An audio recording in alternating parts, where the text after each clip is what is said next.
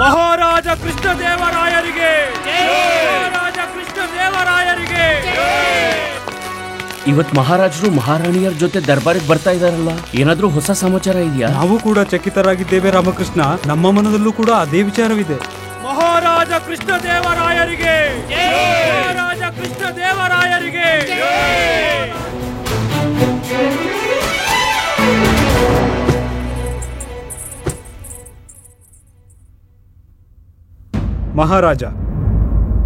ಮಹಾರಾಜ, ನಾವಿದನ್ನ ಕೇಳ ಬಯಸುತ್ತೇವೆ.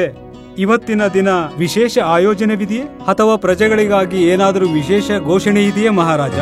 ಹೌದು ಮಹಾಮಂತ್ರಿಗಳೇ, ಇಂದಿನ ದಿವಸ ವಿಶೇಷತೆಯಂತೂ ಇದೆ. ಇವತ್ತಿನ ನಮ್ಮ ರಾಜ ದರ್ಬಾರಿಗೆ ನಮ್ಮ ಪಂಡಿತ ರಾಮಕೃಷ್ಣರು ಸಮಯಕ್ಕಿಂತ ಮೊದಲೇ ಉಪಸ್ಥಿತರಾಗಿರುವರು.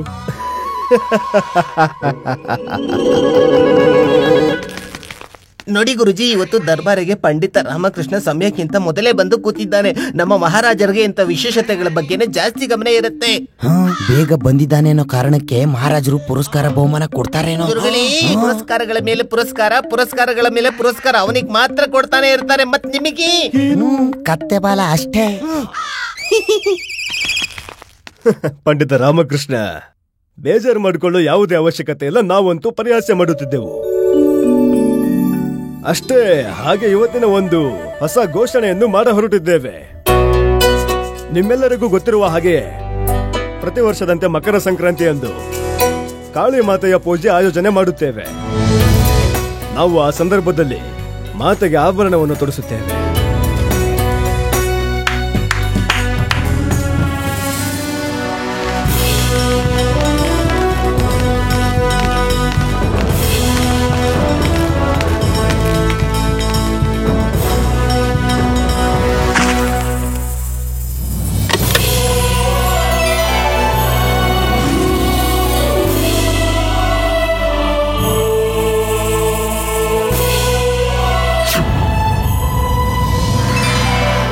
ಈ ಅಮೂಲ್ಯ ಆಭರಣಗಳು ನಮ್ಮ ಹಿಂದಿನ ಪೂರ್ವಜರ ಕಾಲದಿಂದಲೂ ಕೂಡ ನಮ್ಮ ರಾಜ್ಯದ ಹೆಮ್ಮೆಯ ಸಂಕೇತ. ಮಾತೆಯ ಆಶೀರ್ವಾದವಿದೆ ಅಲ್ಲವೇ ಗುರುವರಿಯ? ಹೌದು ಮಹಾರಾಜ, ಸತ್ಯವಾಗಿಯೂ. ಖಂಡಿತ. ಪ್ರತಿ ವರ್ಷದಂತೆ ಈ ಸಲನೂ ಈ ಆಭರಣಗಳನ್ನು ಮಾತೆಗೆ ಅರ್ಪಿಸುತ್ತೇವೆ. ನಮ್ಮ ಆಸ್ಥಾನದ ವರಿಷ್ಠ ಆಚಾರ್ಯ ಶರ್ಮುಖಾನಂದ ಸ್ವಯಂ ಬಂದು ಈ ಪೆಟ್ಟಿಗೆಯನ್ನು ಅವರ ತಲೆಯ ಮೇಲೆ ಹೊತ್ತುಕೊಂಡು ಸ್ವಯಂ ದೇವಸ್ಥಾನಕ್ಕೆ ಕಾಲ್ನಡಿಗೆಯಲ್ಲಿ ಹೋಗುತ್ತಾರೆ. ಮತ್ತಲ್ಲಿ ಮಹಾಪೂಜೆಯ ಆಯೋಜನೆ ಮಾಡುತ್ತಾರೆ. ಆದರೆ ಈ ವರ್ಷ ಇದು ನಡೆಯೋಕೆ ಸಾಧ್ಯವಿಲ್ಲ. ಯಾವುದೋ ಕಾರಣಾಂತರದಿಂದ ಆಚಾರ್ಯ ಶರ್ಮುಖಾನಂದ ನಮ್ಮೊಂದಿಗೆ ಉಪಸ್ಥಿತರಿಲ್ಲ. ಕ್ಷಮಿಸಿ ಮಹಾರಾಜರೇ, ವರ್ಷಾಂತರಗಳಿಂದ ಬಂದಂತಹ ಪರಂಪರೆಯನ್ನ ನಾವು ಹೇಗೆ ನಿಲ್ಲಿಸೋಕೆ ಸಾಧ್ಯವಾಗುತ್ತೆ? ಶರ್ಮುಖಾನಂದನವರು ಬರೋಕೆ ಸಾಧ್ಯ ಇಲ್ಲ ಅಂದ್ರೆ ಮಾತೆಯ ಆಭರಣವನ್ನ ಮಂದಿರದವರೆಗೂ ಯಾರು ತರ್ತಾರೆ? ನೀವೇ ಗುರುವರ್ಯ. ನಿಮ್ಮನ್ನು ಬಿಟ್ಟು ಯಾರು ಇದ್ದಾರೆ ಈ ರಾಜ್ಯದಲ್ಲಿ ಈ ಕಾರ್ಯವನ್ನು ಸಂಪನ್ನ ಮಾಡುವರು? ನಾವು ಬಯಸುತ್ತೇವೆ ನೀವು ಆ ಪೆಟ್ಟಿಗೆಯನ್ನು ಸ್ವಯಂ ನಿಮ್ಮ ತಲೆಯ ಮೇಲೆ ಹೊತ್ತುಕೊಂಡು ಈ ವರ್ಷ ಕಾಲ್ನಡಿಗೆಯಲ್ಲಿ ಆ ಪೆಟ್ಟಿಗೆಯನ್ನು ಹೊತ್ತು ಮಂದಿರದವರೆಗೆ ಹೋಗಿ ಮತ್ತು ಸ್ವಯಂ ಮಹಾಪೂಜೆಯನ್ನು ಸಂಪನ್ನ ಮಾಡಿ. ನಾವು ಮತ್ತೆ ನಮ್ಮ ಮಹಾರಾಣಿಯರು ನಿಮ್ಮ ಜೊತೆ ಆ ಮಂದಿರದವರೆಗೆ ಕಾಲ್ನಡಿಗೆಯಲ್ಲಿ ಬರುತ್ತೇವೆ. ಅದರ ಜೊತೆಗೆ ಪರಂಪರೆಯ ಅನುಸಾರ ಮಹಾಪೂಜೆಯ ನಂತರ ಸಿಗುವ ದಾನ ಮತ್ತು ದಕ್ಷಿಣೆಗಳನ್ನು ಈ ವರ್ಷ ನೀವೇ ಸ್ವೀಕರಿಸಬೇಕು ಗುರುವರ್ಯ. ಗುರುಜಿ, ನೀವು ಯಾವ ಸಮಯಕ್ಕೋಸ್ಕರ ಇಷ್ಟು ವರ್ಷಗಳಿಂದ ಕಾಯ್ತಿದ್ರು ಅಂತ ವಿಶೇಷವಾದ ಸಮಯ ತನಗೆ ತಾನೇ ಒದಗಿ ಬಂದಿದೆ. ಇಂಥ ಅವಕಾಶ ಕಳ್ಕೊಬೇಡಿ. ಅವಶ್ಯ ಈ ಅವಕಾಶವನ್ನ ನಾನು ಯಾರಿಗೂ ಬಿಟ್ಕೊಡಲ್ಲ.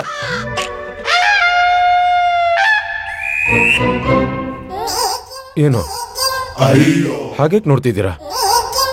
ನಾನು ಹೇಳಿದ್ರ ತಾತ್ಪರ್ಯ ಏನೆಂದ್ರೆ, ಮಹಾರಾಜರು ಹೇಳಿದನ್ನ ಪಾಲಿಸ್ತೀನಿ ಅಂತ. ಮಹಾರಾಜರು ಆಜ್ಞೆ ಮಾಡಿದ್ಮೇಲೆ ನಾವದನ್ನ ನಿರಾಕರಿಸೋಕೆ ಹೇಗೆ ಸಾಧ್ಯ? ಕಾಳಿ ಮಾತೆಯ ಮಹಾಪೂಜೆಯನ್ನ ನೆರವೇರಿಸೋ ಭಾಗ್ಯ ನಮಗೆ ಪ್ರಾಪ್ತಿಯಾಗಿದೆ. ನಾವು ಅದನ್ನ ಶ್ರದ್ಧೆಯಿಂದ ಅದನ್ನ ಸಂಪೂರ್ಣ ಮಾಡ್ತೀವಿ. ನಮ್ಮ ನಿಷ್ಠೆ, ನಮ್ಮ ಭಕ್ತಿಯನ್ನ ಗಮನಿಸಿ ಸಾಕ್ಷಾತ್ ಕಾಳಿ ಮಾತೆ ಪ್ರತ್ಯಕ್ಷವಾಗಿ ದಕ್ಷಿಣೆ ದರ್ಶನ ಕೊಡಬಹುದು ನಮಗೆ. ಗುರುಗಳೇ, ನಿಮ್ಮ ದೂರಾಲೋಚನೆ ಜಾಸ್ತಿ ಆಗ್ತಾ ಇದೆ. ಸ್ವಲ್ಪ ಬಾಯಿಗೆ ಇಡ್ಕೊಳ್ಳಿ. ಕ್ಷಮಿಸಿ ಮಹಾರಾಜರೇ, ಮಾತೆಯ ಆಭರಣ ಇರೋ ಪೆಟ್ಟಿಗೆಯನ್ನ ನಾವೇನೋ ತಲೆ ಮೇಲೆ ಹೊತ್ತು ತರ್ತೀವಿ. ಆದರೆ ಮಹಾಪೂಜೆ ಸಂಪೂರ್ಣ ಕೆಲಸವನ್ನ ನಾವು ಹೇಗ್ ಮಾಡೋದು ಮಹಾರಾಜ? ನೀವು ಅದರ ಬಗ್ಗೆ ಯೋಚಿಸಬೇಡಿ ಗುರುಗಳೇ. ನೀವು ಆಭರಣ ಇರೋ ಪೆಟ್ಟಿಗೆಯನ್ನು ಹೊತ್ತು ನಿಮ್ಮ ಯಾತ್ರೆಯನ್ನು ಪ್ರಾರಂಭ ಮಾಡಿ. ನಾನು ನೀವೆಲ್ಲ ದೇವಸ್ಥಾನ ತಲುಪುವ ಮೊದಲೇ ಮಹಾಪೂಜೆಯ ಎಲ್ಲಾ ವ್ಯವಸ್ಥೆ ಮಾಡಿರ್ತೀನಿ. ನೀವು ಅಲ್ಲಿಗೆ ತಲುಪಿದ ನಂತರ ನಿಮ್ಮ ಮಹಾಪೂಜೆಯನ್ನು ಸಂಪೂರ್ಣ ಮಾಡಿ. ಅದ್ಭುತ ಪಂಡಿತ ರಾಮಕೃಷ್ಣ, ನಾವು ನಿಮ್ಮ ಆಲೋಚನೆಯನ್ನು ಪರಿಗಣಿಸುತ್ತೇವೆ. ಮಹಾಮಂತ್ರಿಗಳೇ, ಮಹಾರಾಜ, ಈ ಶೋಭಾಯಾತ್ರೆಯ ಸಂಪೂರ್ಣ ವ್ಯವಸ್ಥೆ ಮತ್ತು ಸುರಕ್ಷತೆಯನ್ನಂತೂ ನೀವೇ ನೋಡಿಕೊಳ್ಳಬೇಕು. ನೀವು ನಿಶ್ಚಿಂತರಾಗಿ ಮಹಾರಾಜ. ನಡೀರಿ ಗುರುಗಳೇ, ಇನ್ನು ಮಹಾಪೂಜೆಗೆ ಬೇಕಾಗಿರೋ ಪೂಜಾ ಸಾಮಗ್ರಿಗಳ ದೊಡ್ಡ ಪಟ್ಟಿ ಮಾಡೋ ಸಮಯ ಬಂದಿದೆ.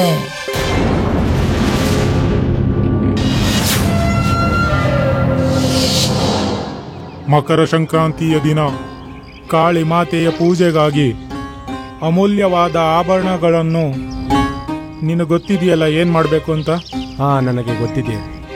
ಈ ಕಾರ್ಯ ಯಾರ ನಿರ್ದೇಶನದಲ್ಲಿ ಆಗ್ತಿದೆ ಅಂತ ಗೊತ್ತಿದೆಯಲ್ವಾ ನಿನಗೆ? ಅದಕ್ಕೆ ಯಾವುದೇ ತಪ್ಪುಗಳು ಆಗಬಾರದು. ನಿಮಗೆ ಆಭರಣಗಳು ದೊರೆಯುತ್ತವೆ. ಇದು ಕಳ್ಳತನ ಅಲ್ಲ. ವಿಜಯನಗರದ ಸಂಕಷ್ಟದ ಕಾಲ ಶುರುವಾಯಿತು. ನಿಂತ್ಕೊಳ್ಳಿ, ಅಲ್ಲೇ ನಿಂತ್ಕೊಳ್ಳಿ. ಎಂತ ಅದ್ಭುತ ಶಾರದಾ, ಇಷ್ಟು ದೊಡ್ಡ ರಂಗೋಲಿ. ಹಾ, ಅಮ್ಮ ಆದೇಶ ನೀಡಿದ್ರು. ಹಬ್ಬ ಅಲ್ವಾ, ಅದಕ್ಕೆ ಇಷ್ಟು ದೊಡ್ಡ ರಂಗೋಲಿ ಹಾಕಿರೋದು. ಹೇಗಿದೆ? ತುಂಬಾ ಚೆನ್ನಾಗಿದೆ, ಆದ್ರೆ ಹಾಳಾಗಿ ಹೋಗುತ್ತೆ. ಹಾಳಾಗುತ್ತಾ? ಯಾಕೆ ಹಾಳಾಗುತ್ತೆ? ಇಷ್ಟು ದೊಡ್ಡ ರಂಗೋಲಿ ಮಾಡಿದ್ಯಾ, ಇಡೀ ಮನೆಯ ಬಾಗಿಲು ಮುಚ್ಚೋಗಿದೆ. ನೀನೇ ಸ್ವಲ್ಪ ಹೇಳು, ಯಾರಾದ್ರೂ ಒಬ್ರು ಒಳಗಡೆ ಹೋಗ್ಲಿಕ್ಕೆ ಅಷ್ಟು ದೊಡ್ಡ ಹೆಜ್ಜೆ ಹಾಕಿ ಒಳಗಡೆ ಹೇಗ್ ಹೋಗ್ಲಿಕ್ಕೆ ಸಾಧ್ಯ? ರಂಗೋಲಿ ಹಾಳಾಗೆ ಹೋಗುತ್ತಲ್ವಾ? ಯಾರಾದ್ರೂ ಈ ರಂಗೋಲಿನ ಹಾಳ್ ಮಾಡಿದ್ರೆ ಅವ್ರ ಕಾಲನ್ ಮುರ್ದಾಕ್ಬಿಡ್ತೀನಿ. ನೀನ್ ಯೋಚಿಸ್ಬೇಡ ಅಮ್ಮ, ನಾನು ಒಳಗ್ ಬರ್ಬಹುದು. ಹಾಗೇನೆ ನಿನ್ ರಂಗೋಲಿ ಕೂಡ ಹಾಳಾಗಲ್ಲ. ಇರು. ಅಯ್ಯೋ, ಏನಾಯ್ತು? ಅಯ್ಯೋ,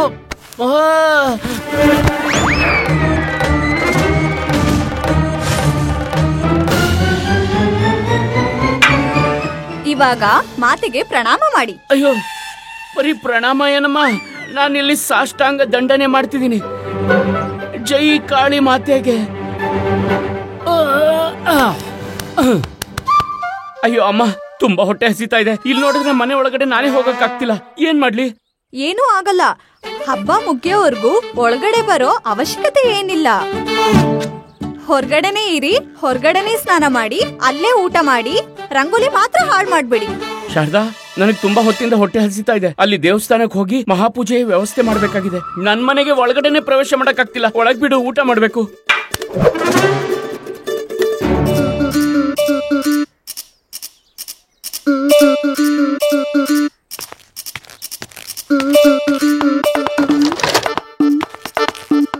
ಇದೇನ್ ಮಾಡ್ತಾ ಇದೀರಾ ನೀವು? ಇದ್ರಿಂದ ಅಮ್ಮನ ಹೊಡಿತೀರಾ? ನೋಡಿ, ಹುಷಾರಾಗಿ. ತಲೆಗೆ ಏಟ್ ಮಾಡ್ಕೋಬೇಡಿ. ಏನ್ ನಿನ್ ಮಾತಿನ ಅರ್ಥ? ತಲೆಗೆ ಮಾತ್ರ ಬೀಳ್ಬಾರ್ದಾ? ಬೇರೆ ಕಡೆ ಬಿದ್ರೆ ನಡೆಯುತ್ತಾ? ಅಮ್ಮ ನೋಡಿ, ನೀವು ಲಾಠಿ ಇಟ್ಕೊಂಡಿದ್ದೀರಾ ಅಂತ ಇವರು ದೊಣ್ಣೆ ಎತ್ಕೊಂಡಿದ್ದಾರೆ. ನಿಮ್ ಜೊತೆ ದ್ವಂದ್ವ ಮಾಡ್ಬೇಕಂತಾನೆ ಕಾಯ್ತಿರೋ ಹಾಗಿದೆ.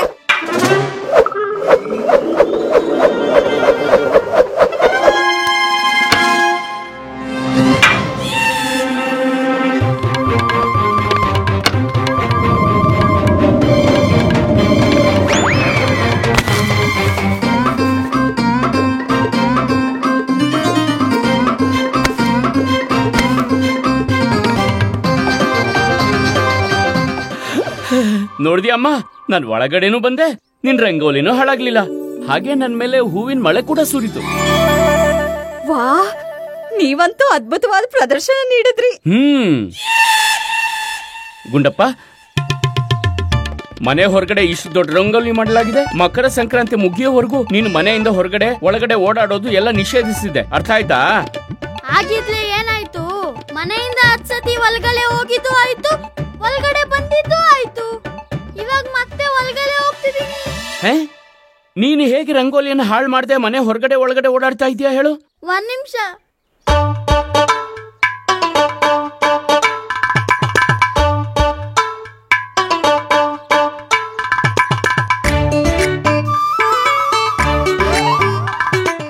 ನೋಲ್ದಾ? ಹೀಗೆ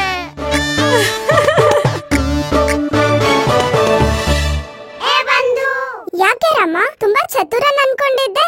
ವ್ಯರ್ಥವಾಗಿ ಕಲಾ ಪ್ರದರ್ಶನ ಮಾಡ್ತಿದ್ದೆ. ನಿನಗಿಂತ ಚತುರನಾಗಿದ್ದಾನೆ ಈ ಗುಂಡಪ್ಪ. ಬಾಯ್ ಮುಚ್ಚು. ದೊಡ್ಡ ದೊಡ್ಡ ಯೋಚನೆ ಇರೋರ್ಗೆ ಈ ರೀತಿ ಚಿಕ್ಕ ಚಿಕ್ಕ ತೊಂದರೆಗಳು ಬರ್ತಿರುತ್ತೆ. ಇರ್ಲಿ ಬಿಡು, ಇರ್ಲಿ ಬಿಡು. ನಾನು ಹಾಗೆ ಶಾರದನ ಮನ್ಸ್ವಲ್ಸೋದಕ್ಕೆ ಪ್ರಯತ್ನ ಪಟ್ಟೆ.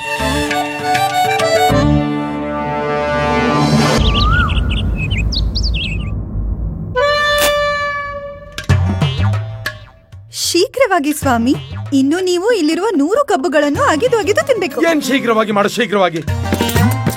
ಪ್ರಿಯೇ ವರುಮಾಲಾ, ಇದು ಕಬ್ಬು, ಸಕ್ಕರೆ ಪಾಕ ಅಲ್ಲ. ಬಾಯಿಗೆ ಹಾಕಿದಷ್ಟ ಕರ್ಗೋಕೆ ಉಪ್ಪು. ಅದರಲ್ಲೂ ನಾವು ಮನುಷ್ಯರಷ್ಟೇ, ಆನೆ ಅಲ್ಲ.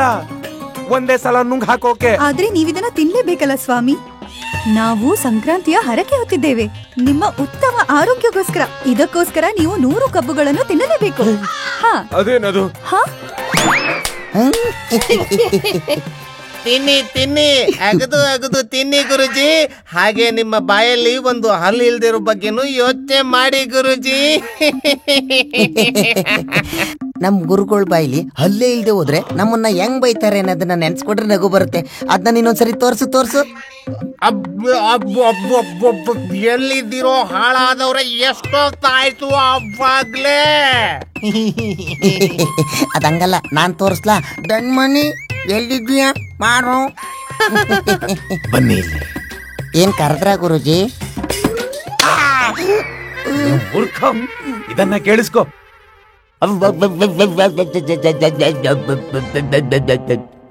ನೀವೇನ್ ಹೇಳಿದ್ರಿ ನಂಗೆ ಅರ್ಥ ಆಗ್ಲಿಲ್ಲ ಗುರುಜಿ. ಅದನ್ನೇ ಅರ್ಥ ಮಾಡಿಸುವ ಪ್ರಯತ್ನ ಮಾಡುತ್ತಿರುವುದು.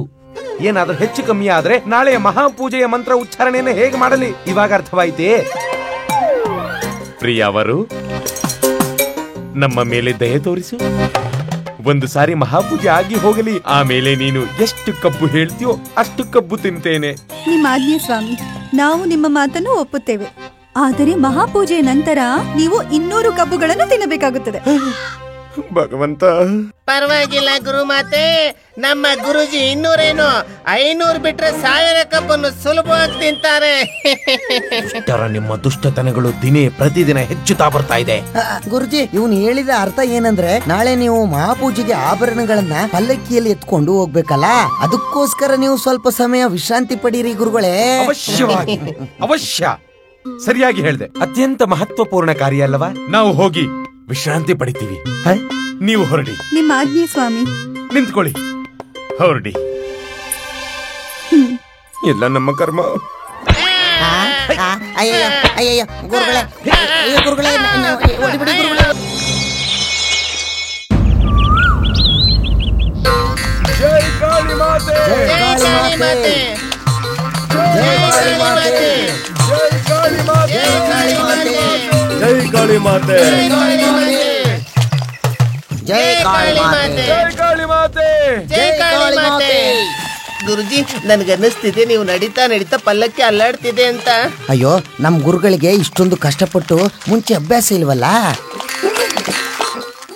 ಆದರೆ ಗುರುಜಿ, ಇವತ್ತು ನೀವು ನನಗೆ ಕಪಾಳಕ್ಕೆ ಹೊಡೆಯಕ್ ಸಾಧ್ಯ ಇಲ್ಲ. ಹೇಗ್ ಹೊಡಿತಾರೆ ನಮ್ಗೆ ಗುರುಜಿ? 2 ಕೈಲಿ ಪೆಟ್ಟಿಗೆ ಇಟ್ಕೊಂಡಿದಾರಲ್ಲ. ಗುರುಜಿ, ಆದ್ರೆ ನಿಮ್ಮ ಕಲ್ಪನೆಯಲ್ಲಿ ನಮ್ಮ ಹೊಡೆಯೋ ಹಾಗೆ ಊಹಿಸಿ ಸಂತೋಷ ಪಡಬಹುದು. ನಾವು ಹೊಡೆತ ತಿನ್ನೋಕೆ ಸಿದ್ಧರಾಗಿದ್ದೇವೆ. ಮರಿಬೇಡ, ನಾವು ಮಂತ್ರದ ಶಕ್ತಿಯನ್ನು ಉಪಯೋಗಿಸಿ ಹೊಡೆಯಬಹುದು. ಹೊಡಿರಿ ಹೊಡಿರಿ, ಹೊಡೆದು ತೋರಿಸಿ ಒಂದ್ಸಲ. ಇವಾಗ್ಲೇ ತೋರಿಸ್ತೀನಿ. ಜೈ ಕಾಳಿ ಮಾತೆ. ನನಗೆ ಈಗ ಆಗ್ತಾ ಇಲ್ಲ. ನಮ್ ಗುರುಗಳಿಗೆ ವಿಶ್ರಾಂತಿ ಅವಶ್ಯಕತೆ ಇದೆ ಅಲ್ವಾ? ಆದ್ರೆ ಇಲ್ಲಿ ನೀವು ವಿಶ್ರಾಂತಿ ಮಾಡೋ ಹಾಗೆ ಇಲ್ವಲ್ಲ ಗುರುಜಿ. ಅಶುಭ ಆಗೋಗುತ್ತಲ್ಲ ಗುರುಜಿ. ಜೈ ಕಾಳಿ ಮಾತೆ. ದೇವಸ್ಥಾನ ಇನ್ನು ಎಷ್ಟು ದೂರ ಇದೆಯಣ್ಣ? ಇನ್ನೇನೋ ಸ್ವಲ್ಪ ಹತ್ತಿರದಲ್ಲಿದೆ. ಏನಾಯ್ತು ಗುರುವರ್ಯ? ಏನಾದ್ರೂ ಸಮಸ್ಯೆ? ಸಮಸ್ಯೆ ಏನೆಂದ್ರೆ ಮಹಾರಾಜರೇ, ನಮಗೆ ಯಾವ ಸಮಸ್ಯೆನೇ ಇಲ್ಲ. ಮಾತೆ ಸೇವೆಯಲ್ಲಿ ಅಂತಹ ಸಮಸ್ಯೆ ಎಲ್ಲ ಕುಶಲವಾಗಿದೆ ಮಹಾರಾಜರೇ. ಗುರುಜಿ, ಸ್ವಲ್ಪ ಕಷ್ಟಪಟ್ಟು ತೀವ್ರವಾಗಿ ನಡೀರಿ. ಪಂಡಿತ ರಾಮಕೃಷ್ಣನು ಅಲ್ಲಿ ನಿಮ್ಮ ಪ್ರತೀಕ್ಷೆಯಲ್ಲಿರುತ್ತಾನೆ. ಇದನ್ನ ಸರಿಯಾಗಿ ಮಾಡಿ. ನೀವು ಆ ಹೂವನ್ನ ಸರಿಯಾಗಿಡಿ.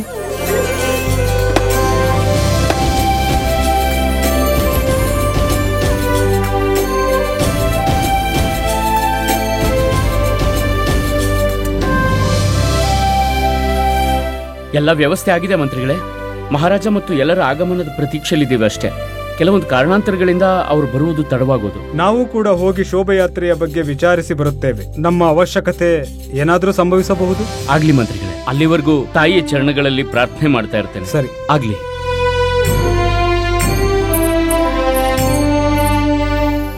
ತಾಯಿ, ಇವತ್ತು ನಿನ್ನ ಸೇವೆ ಮಾಡೋ ಸೌಭಾಗ್ಯ ಸಿಕ್ಕಿದೆ.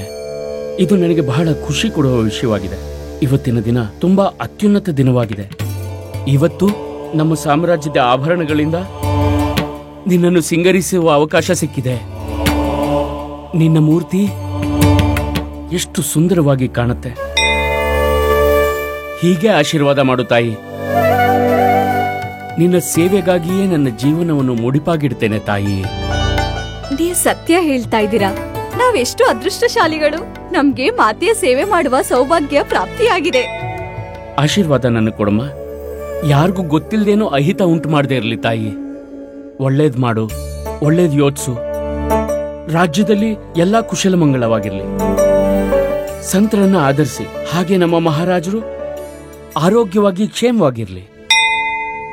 ಜೈ ಕಾಳಿ ಮಾತೆ, ಜೈ ಕಾಳಿ ಮಾತೆ, ಜೈ ಕಾಳಿ ಮಾತೆ, ಜೈ ಕಾಳಿ ಮಾತೆ, ಜೈ ಕಾಳಿ ಮಾತೆ, ಜೈ ಕಾಳಿ ಮಾತೆ, ಜೈ ಕಾಳಿ ಮಾತೆ, ಜೈ ಕಾಳಿ ಮಾತೆ, ಜೈ ಕಾಳಿ ಮಾತೆ, ಜೈ ಕಾಳಿ ಮಾತೆ, ಜೈ ಕಾಳಿ ಮಾತೆ, ಜೈ ಕಾಳಿ ಮಾತೆ, ಜೈ ಕಾಳಿ ಮಾತೆ, ಜೈ ಕಾಳಿ ಮಾತೆ, ಜೈ ಜೈ ಕಾಳಿ ಮಾತೆ, ಜೈ.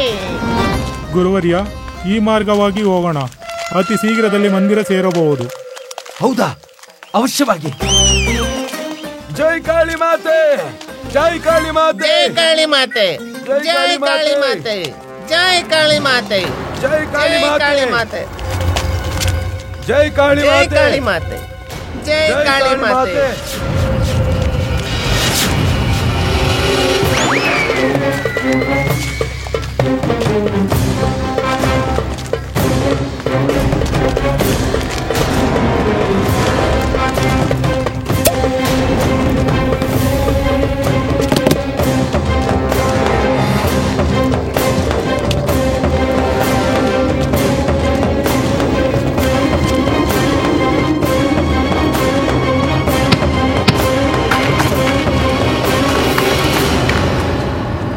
ಮಹಾಮಂತ್ರಿಗಳೇ, ಈ ಹೊಗೆ ಎಲ್ಲಿಂದ ಬರುತ್ತಿದೆ? ನಮಗೂ ತಿಳಿಯುತ್ತಿಲ್ಲ ಮಹಾರಾಜ.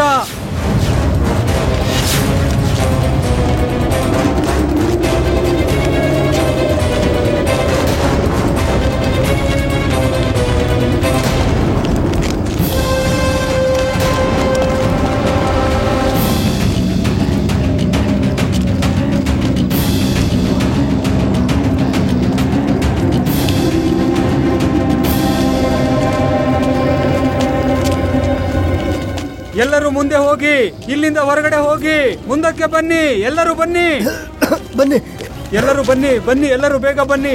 ಮಹಾರಾಜರೇ, ಮಹಾರಾಜರೇ, ನಾವು ಆಭರಣಗಳು ಬೀಳದಿರೋ ಹಾಗೆ ಕಾಪಾಡಿದ್ದೇವೆ. ಮಹಾಮಂತ್ರಿಗಳೇ, ಇದ್ದಕ್ಕಿದ್ದ ಹಾಗೆ ಈ ಹೊಗೆ ಎಲ್ಲಿಂದ ಬಂತು? ಮಹಾರಾಜ, ಹೇಗೆ ಪ್ರತೀತಿ ಆಗ್ತಿದೆ ಅಂದ್ರೆ ಅಗ್ನಿ ಅವಘಡವಾಗಿದೆ ಎಂದು. ಅದೇ ಕಾರಣಕ್ಕಾಗಿ ಹೊಗೆ ಬರುತ್ತೆ. ಆದ್ರೆ ಮಹಾರಾಜರೇ, ನಮಗೆ ಸುತ್ತಮುತ್ತ ಅಗ್ನಿ ಅವಘಡ ಕಾಣಿಸ್ತಿಲ್ಲ. ಮಂತ್ರಿವರೇ, ನಮಗೆ ಸಂದೇಹವಾಗುತ್ತದೆ. ಇದು ಮಹಾರಾಜ, ಹೊರಡೋಣ. ಇಲ್ಲದಿದ್ದರೆ ಪೂಜೆಗೆ ಮುಹೂರ್ತ ಮೀರಬಹುದು. ಹೌದು ಮಹಾರಾಜ. ಈ ಘಟನೆಯ ಬಗ್ಗೆ ನಾವು ಮಾತೆಯ ಪೂಜೆ ನಂತರ ಚರ್ಚಿಸೋಣ. ತಮ್ಮಾಜ್ಞೆ ಮಹಾರಾಜ. ನಡೀರಿ, ಶೋಭಾಯಾತ್ರೆಯನ್ನು ಮತ್ತೆ ಆರಂಭ ಮಾಡಿ. ಜೈ ಕಾಳಿ ಮಾತೆ, ಜೈ ಕಾಳಿ ಮಾತೆ, ಜೈ ಕಾಳಿ ಮಾತೆ, ಜೈ ಕಾಳಿ ಮಾತೆ, ಜೈ ಕಾಳಿ ಮಾತೆ, ಜೈ ಕಾಳಿ ಮಾತೆ.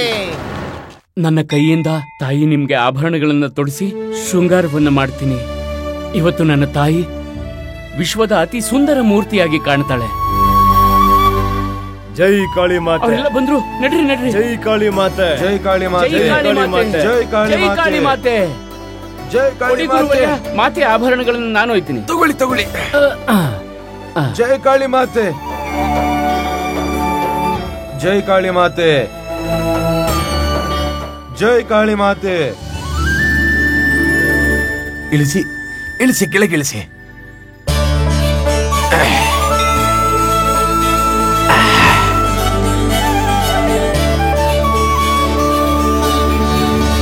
ಸರ್ವಪ್ರಥಮವಾಗಿ ಮಾತೆ ಆಭರಣಗಳನ್ನು ಪೆಟ್ಟಿಗೆಯಿಂದ ಹೊರತೆಗೆದು ತಟ್ಟೆಯಲ್ಲಿ ಶೃಂಗಾರಗೊಳಿಸಲಾಗುತ್ತದೆ. ಅದರ ನಂತರ ಆಭರಣಗಳ ಪೂಜೆ ನಡೆಯುತ್ತದೆ ನಮ್ಮಿಂದ. ಆಯ್ತು ಗುರುವರ್ಯ, ಅನುಮತಿ ನೀಡಿ ಮಹಾರಾಜ.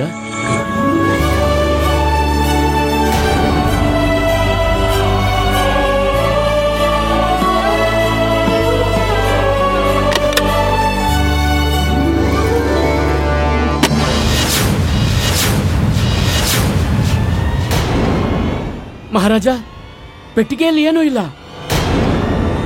ಇದರಲ್ಲಿ ಒಂದು ದೊಡ್ಡ ಕಲ್ಲಿದೆ, ಮಾತೆಯ ಆಭರಣಗಳಿಲ್ಲ.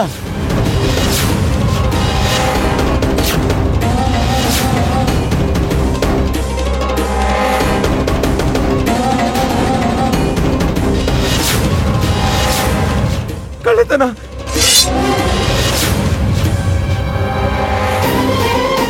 ಮಹಾರಾಜರೇ, ಮಾತೆಯ ಆಭರಣ ಕಳ್ಳತನವಾಗಿದೆ. ಅನರ್ಥ, ಘೋರ ಅನರ್ಥ. ಇದು ಕೇವಲ ಕಳ್ಳತನವಲ್ಲ, ಮಾತೆಯ ಮೇಲೆ ನಮ್ಗಿರೋ ಶ್ರದ್ಧೆ ಭಕ್ತಿ ಮೇಲೆ ಆಘಾತ ಉಂಟು ಮಾಡಿದ್ದಾರೆ ಯಾರೋ ಕಿಡಿಗೇಡಿಗಳು.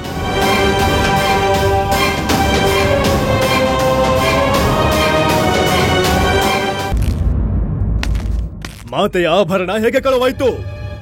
ಈ ದುಸ್ಸಾಹಸ ಮಾಡಿದವ್ರು ಯಾರು? ಘೋರ ಅನರ್ಥವಾಗಿದೆ ಮಹಾರಾಜ. ಆಗಬಾರದು ಆಗಿ ಹೋಗಿದೆ. ಮಾತೆಯ ಆಭರಣ ಕಳುವು. ಮಾತೆಯ ಆಭರಣ ವಿಜಯನಗರ ರಾಜ್ಯಕ್ಕೆ ಮಾತೆಯ ಆಶೀರ್ವಾದದ ಪ್ರತೀಕ. ಅದು ಹೇಗೆ ಕಳುವಾಗಲು ಸಾಧ್ಯ? ನಾವದೆಷ್ಟು ಭಕ್ತಿ ಹಾಗೂ ಶ್ರದ್ಧೆಯಿಂದ ಕೊಂಡೊಯ್ಯುತ್ತಿದ್ದೆವು ಆಭರಣದ ಪೆಟ್ಟಿಗೆಯನ್ನ. ನಾವಂತೂ ಇದನ್ನ ಸಹಿಸಲಾರೆವು ಗುರುವರ್ಯ. ಹೇಗಾಯ್ತೋ ಇದು? ನಮ್ಮಿಂದ ನಮ್ಮ ರಾಜ್ಯವನ್ನೇ ಕಸಿದುಕೊಂಡರೆ ಅದನ್ನು ನಾವು ಸಹಿಸಿಕೊಳ್ಳಬಹುದೇ? ಒಬ್ಬ ಶತ್ರುವಿನ ಕೈಯಿಂದ ಒಂದೊಮ್ಮೆ ನಮ್ಮ ವಧೆ ಆದರೆ ಅದನ್ನು ನಾವು ಸಹಿಸಿಕೊಳ್ಳಬಹುದೇ? ಇದು ಅದಕ್ಕಿಂತಲೂ ಘೋರ ಅಪರಾಧವಾಗಿದೆ. ನಮ್ಮಿಂದ ನಮ್ಮ ರಾಜ್ಯವನ್ನು ಹಾಗೂ ನಮ್ಮ ರಾಜ್ಯದ ಗೌರವವನ್ನು ಕಸಿದುಕೊಳ್ಳಲಾಗಿದೆ. ಮಾತೆಯ ಘನತೆ ಗೌರವಗಳನ್ನು ಕಸಿಯಲಾಗಿದೆ. ಹಾಗೂ ಇದು ನಮ್ಮ ಪಾಲಿಗೆ ಅಸಹನೀಯ. ನಮಗೆ ತಿಳಿಯುತ್ತಿಲ್ಲ ಈಗೇನು ಮಾಡುವುದು ಎಂದು. ಏನು ಮಾಡುವುದು ಈಗ ಗುರುವರ್ಯ? ಮಹಾರಾಜ, ನಮಗೆ ತಿಳಿಯುತ್ತಿಲ್ಲ ಮಹಾರಾಜ. ನಮ್ಮಿಂದ ಎಂದು ಹೇಗೆ ಯಾವ ಲೋಪವಾಗಿದೆ? ನಾವ್ಯಾವ ಘೋರ ಪಾಪ ಮಾಡಿದ್ದೇವೆ ನಮಗೆ ಈ ದಂಡನೆ ಸಿಗಲು?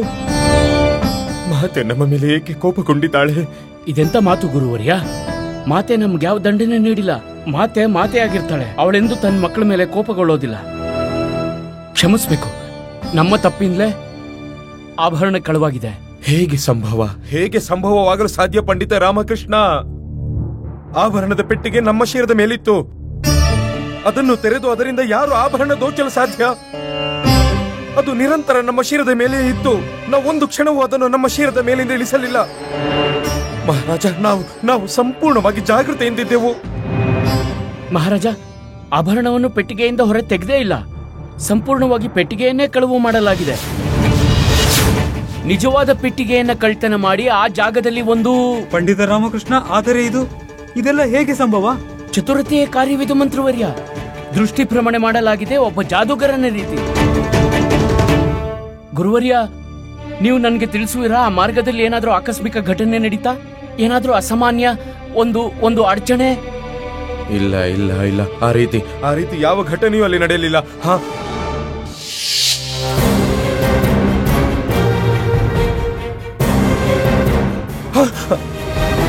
ಒಂದು ಕ್ಷಣ ಅದ್ಯಾವುದೋ ಹೊಗೆ ರೀತಿ ಆವರಿಸುತ್ತಿತ್ತು. ಒಂದು ಸ್ಥಳದಲ್ಲಿ ಹೊಗೆಯಂತೂ ಆವರಿಸಿತ್ತು, ಆದರೆ ಅಲ್ಲೆಲ್ಲಿಯೂ ಸಹ ಅಗ್ನಿ ನಮಗೆ ಕಾಣಿಸಲೇ ಇಲ್ಲ. ಒಂದು ಕ್ಷಣ ನಮಗೂ ಸಂದೇಹವಾಗಿತ್ತು, ಅಗ್ನಿಯೇ ಇಲ್ಲದೆ ಹೊಗೆ ಅಲ್ಲಿಂದ ಬಂತು ಎಂದು. ಮಹಾರಾಜ, ನಿಮಗೆ ಸ್ಮರಣೆ ಇದೆಯಾ ಈ ಘಟನೆ ಯಾವ ಸ್ಥಳದಲ್ಲಿ ನಡೀತು ಅಂತ?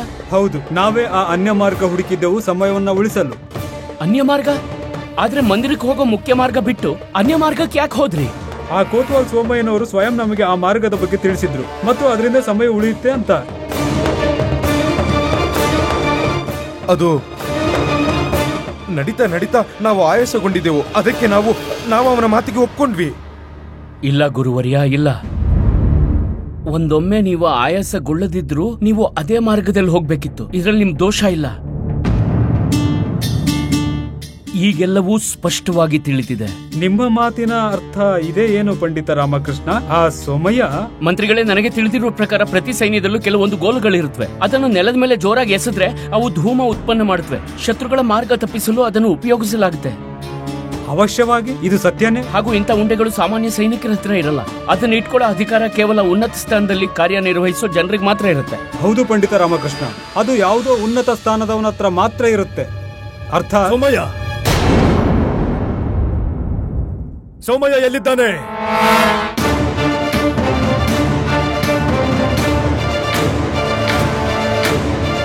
ಮಹಾರಾಜ, ನಮ್ಮ ರಾಜ್ಯದಿಂದ ಹೊರಹೋಗುವ ಎಲ್ಲಾ ಮಾರ್ಗ ಮತ್ತು ಗಡಿಗಳನ್ನು ಈಗಲೇ ಮುಚ್ಚಿಸುತ್ತೇವೆ. ಯಾವುದೇ ಪರಿಸ್ಥಿತಿಯಲ್ಲೂ ನಮ್ಮ ರಾಜ್ಯ ದಾಟೋಕ್ಕಾಗಲ್ಲ ಮಹಾರಾಜ.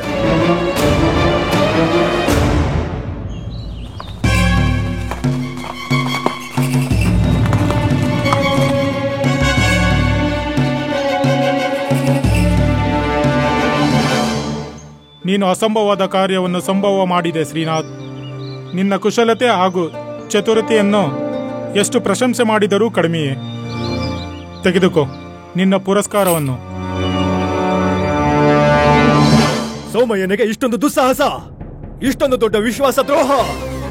ಅವನು ಯಾವುದೇ ರಾಜ್ಯದಲ್ಲಿ ಅವಿತಿರ್ಲಿ, ಅವನು ಪಾತಾಳ ಲೋಕದಲ್ಲೇ ಇರಲಿ, ನಮಗೆ ಸೋಮಯ್ಯ ಬೇಕು ಕೊತ್ವಾಲರೇ.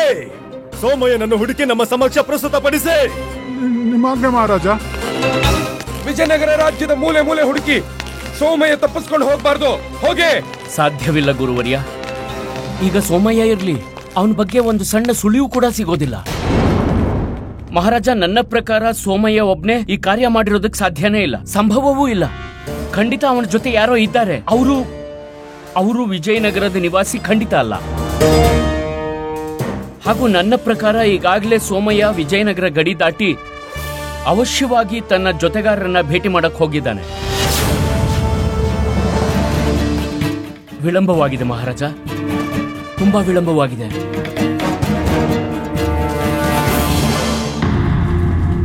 ಶ್ರೀನಾಥ್, ನೀನೇನು ಮಾತನಾಡಬೇಡ, ನಾವು ಇದನ್ನು ನಿಭಾಯಿಸುತ್ತೇವೆ.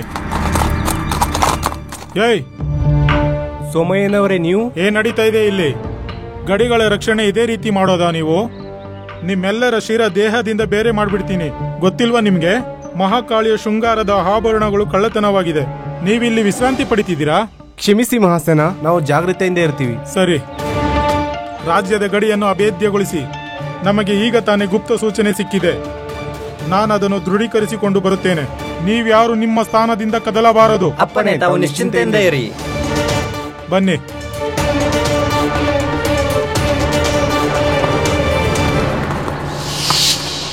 ಶ್ರೀನಾಥ್, ಇಲ್ಲಿಂದ ನಮ್ಮ ಮಾರ್ಗ ಪ್ರತ್ಯೇಕವಾಗುತ್ತದೆ. ನೀ ನಿನ್ನ ಮಾರ್ಗದಲ್ಲಿ ಮುಂದುವರಿ. ನಾನು ನನ್ನ ಗಮ್ಯದ ಕಡೆ ಸಾಗುತ್ತೇನೆ. ನಿಮ್ಮ ಮಾತಿನ ತಾತ್ಪರ್ಯ ಏನೆಂದರೆ ಪಂಡಿತ ರಾಮಕೃಷ್ಣ, ಮಾತೆ ಆಭರಣ ರಾಜ್ಯದ ಗಡಿ ದಾಟಿ ಹೋಗಿದೆಯೇ, ಅದು ಕಳ್ಳತನವಾಗಿ. ಲಜ್ಜೆಯಾಗಬೇಕು. ಧಿಕ್ಕಾರ ನಮಗೆ. ದುರ್ಭಾಗ್ಯವೇ ಆದ್ರೆ ಇದೇ ಸತ್ಯ ಗುರುವರ್ಯ.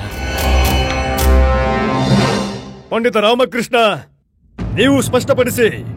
ನೀವು ಹೇಗೆ ನಿಖರವಾಗಿ ಹೇಳಬಲ್ಲಿರಿ ಅದು ಈ ಕಾರ್ಯ ರಾಜ್ಯದ ಹೊರಗಿನ ವ್ಯಕ್ತಿಯ ಮಾಡಿದ್ದಾನೆ ಎಂದು? ಮಹಾರಾಜ, ಎರಡು ವಿಷಯವಿದೆ, ಅದನ್ನ ಪೂರ್ಣ ವಿಶ್ವಾಸದಿಂದ ಹೇಳಬಲ್ಲೆ. ಮೊದಲನೇದೇನೆಂದ್ರೆ, ನಿಮ್ಮ ಭಯದಿಂದ ಯಾರಲ್ಲೂ ಇಂತಹ ಕಾರ್ಯ ಮಾಡುವಂತಹ ಧೈರ್ಯ ಇರಲಿಲ್ಲ. ಹಾಗೂ ಎರಡನೇದು, ಈ ರಾಜ್ಯದ ಪ್ರತಿ ವ್ಯಕ್ತಿ, ಅವನು ಸಾಧುವೋ ದುಷ್ಕರ್ಮಿಯೋ, ಸಜ್ಜನನೋ ದುರ್ಜನನೋ, ಅವನಿಗೆ ಮಾತೆಯ ಮೇಲೆ ಅಪಾರ ಭಕ್ತಿ ಇದೆ. ಅವನು ಸ್ವಪ್ನದಲ್ಲೂ ಇಂತಹ ದುಷ್ಕರ್ಮ ಮಾಡುವ ವಿಚಾರವನ್ನು ಮಾಡಲಾರ. ಹಾಗಾದ್ರೆ ಯಾರಾಗಿರ್ಬೋದು? ಯಾರಾಗಿರ್ಬೋದು ಆ ವ್ಯಕ್ತಿ? ಧನಂಜಯ ಅಂತ ಅವ್ರ ಹೆಸರು.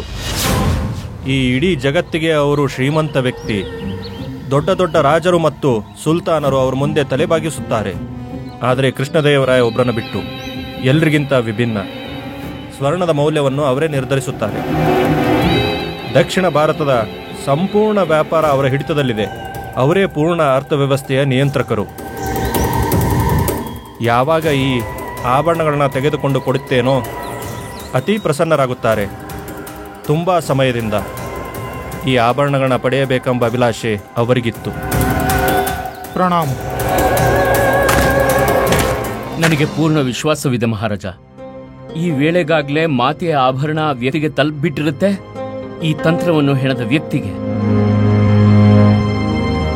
ಮತ್ತೊಂದು ವಿಷಯ, ಅವನು ಯಾರೇ ಆದರೂ ಆ ವ್ಯಕ್ತಿಗೆ ನಿಮ್ಮ ಭಯ ಕೊಂಚವೂ ಇಲ್ಲ.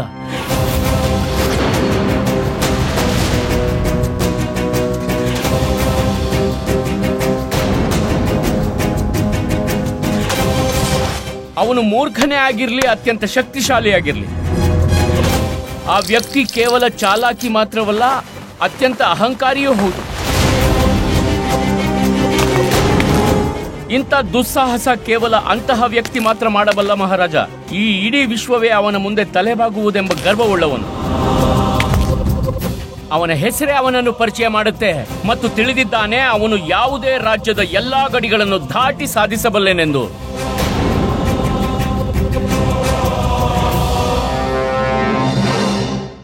ಮಾತೆಯ ಆಭರಣಗಳನ್ನು ಪ್ರಾಪ್ತಿಗೊಳಿಸುವ ಮನುಷ್ಯ ಬಹುಶಃ ಅವನು ವರ್ಷಗಳಿಂದ ಹೊಂದಿದ್ದಾನೆ. ಅವನ ಈ ಅಭಿಲಾಷೆಗೆ ಒಂದಲ್ಲ ಒಂದು ದೊಡ್ಡ ಹಾಗೂ ಮಹತ್ವಪೂರ್ಣವಾದ ಕಾರಣ ಇದ್ದೇ ಇರುತ್ತೆ. ಯಾರಾಗಿರ್ಬೋದು ಆ ವ್ಯಕ್ತಿ?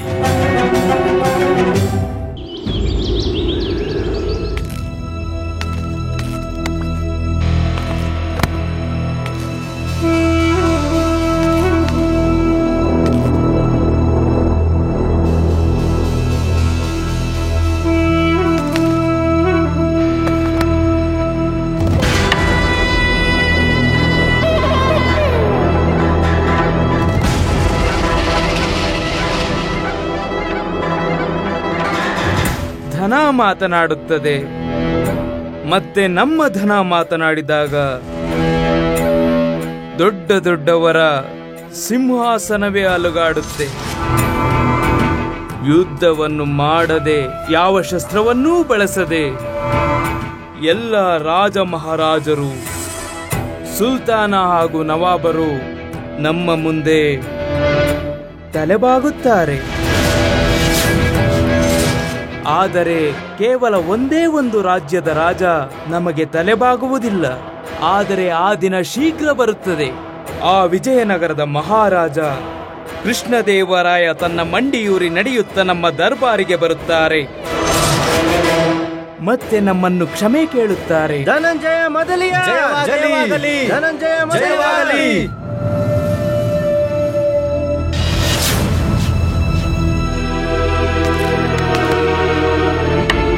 ಹೊಂಚು ಹಾಗೂ ಹಿಡಿ, ಇದು ಬಹಳ ಚೆನ್ನಾಗಿ ಗೊತ್ತಿದೆ.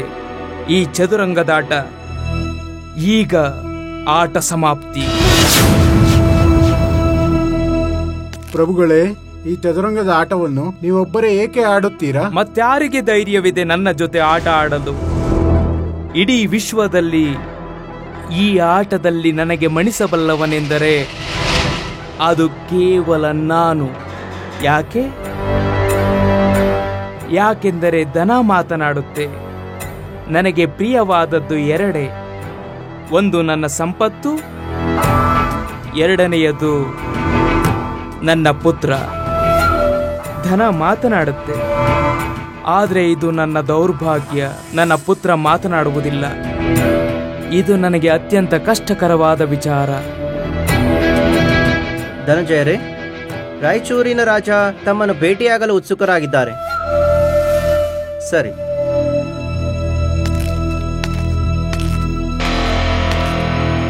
ನಮಸ್ಕಾರ ಧನಂಜಯ ಅವರೇ. ಬಿಜಾಪುರದ ಸುಲ್ತಾನನು ನಮಗೆ ತುಂಬಾ ಕಷ್ಟ ಕೊಡುತ್ತಿದ್ದಾನೆ. ನಾವು ಅವನ ಮೇಲೆ ಆಕ್ರಮಣ ಮಾಡುತ್ತೇವೆ. ಮತ್ತೆ ಈ ಕಾರ್ಯದಲ್ಲಿ ನಿಮ್ಮ ಸಹಾಯ ಬೇಕಾಗಿದೆ. ಅವಶ್ಯ. ಮಂತ್ರಿಗಳೇ, ಇವರಿಗೆ ಶಸ್ತ್ರ ಹಾಗೂ ಸೇನೆ ಖರೀದಿಗೆ ಎಷ್ಟು ಧನ ಬೇಕೋ ಅಷ್ಟನ್ನು ಇವರಿಗೆ ನೀಡಿ. ಸರಿ. ಹಾಗೂ ಅದಕ್ಕೆ ಗಿರವಿಯಾಗಿ ಇವರ ಪೂರ್ವಜರ ಅಮೂಲ್ಯ ಆಭರಣ ಇರಿಸಿಕೊಳ್ಳಿ. ಮತ್ತೆ ಇವರಿಂದ ಬರೆಸಿಕೊಳ್ಳಿ. ಇವರು ವಿಜಯಿಯಾದರೆ ಆ ರಾಜ್ಯದ ಒಂದು ಭಾಗ ಇವರು ನಮಗೆ ನೀಡುವರು. ಅವಶ್ಯವಾಗಿ ನಾವು ವಚನ ನೀಡುತ್ತೇವೆ. ನೀವೀಗ ಪ್ರಸ್ಥಾನ ಮಾಡಿ. ಧನಂಜಯರೇ, ಇವರು ಯುದ್ಧ ಮಾಡಲು ಬಯಸಿರುವ ಬಿಜಾಪುರದ ಸುಲ್ತಾನ ಅವರೂ ಭೇಟಿಗಾಗಿ ಬಂದಿದ್ದಾರೆ. ಅಸ್ಸಲಾಮು ಅಲೈಕಂ ಧನಂಜಯ ಅವರೇ, ನಮಗೆ ನಿಮ್ಮ ಸಹಾಯದ ಅತ್ಯಂತ ಅವಶ್ಯಕತೆ ಇದೆ. ಸುಲ್ತಾನರೇ, ನಾವಿರುವುದೇ ನಿಮ್ಮ ಸಹಾಯಕ್ಕಾಗಿ. ನಿಮಗೆಷ್ಟೇ ಧನದ ಅವಶ್ಯಕತೆ ಇದ್ದರೂ ನೀಡುತ್ತೇವೆ. ಆದರೂ ನೀವು ಬುದ್ಧಿವಂತರು, ಗೊತ್ತಿದೆಯಲ್ಲವೇ? ಎಲ್ಲವೂ ಭಗವಂತನ ಕೃಪೆ. ಖಂಡಿತವಾಗಿಯೂ. ಪ್ರಸ್ತುತಪಡಿಸಿ.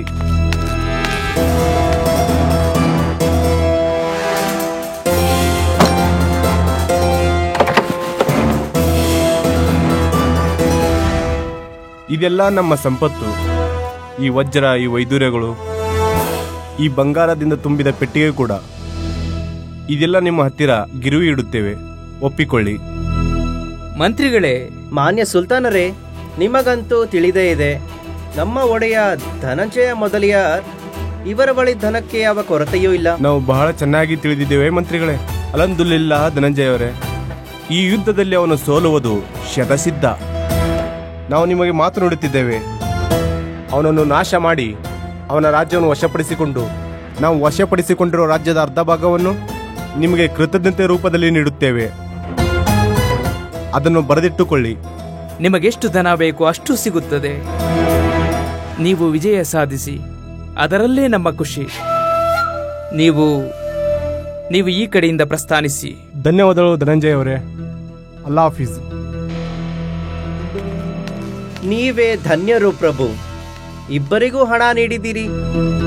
ಯಾರೇ ಗೆಲ್ಲಲಿ ಯಾರೇ ಸೋಲ್ಲಿ ನಿಮಗೆ ಲಾಭ ನಿಶ್ಚಿತ. ನಿಮ್ಮನ್ನು ಕಾಣಲು ರಾಜ್ಯದ ಪ್ರಸಿದ್ಧ ಆಭರಣದ ವ್ಯಾಪಾರಿ ಹರಿಪ್ರಸಾದ್ ಆಗಮಿಸಲು ಇಚ್ಛಿಸುತ್ತಿದ್ದಾರೆ. ಆಗಮಿಸಿ.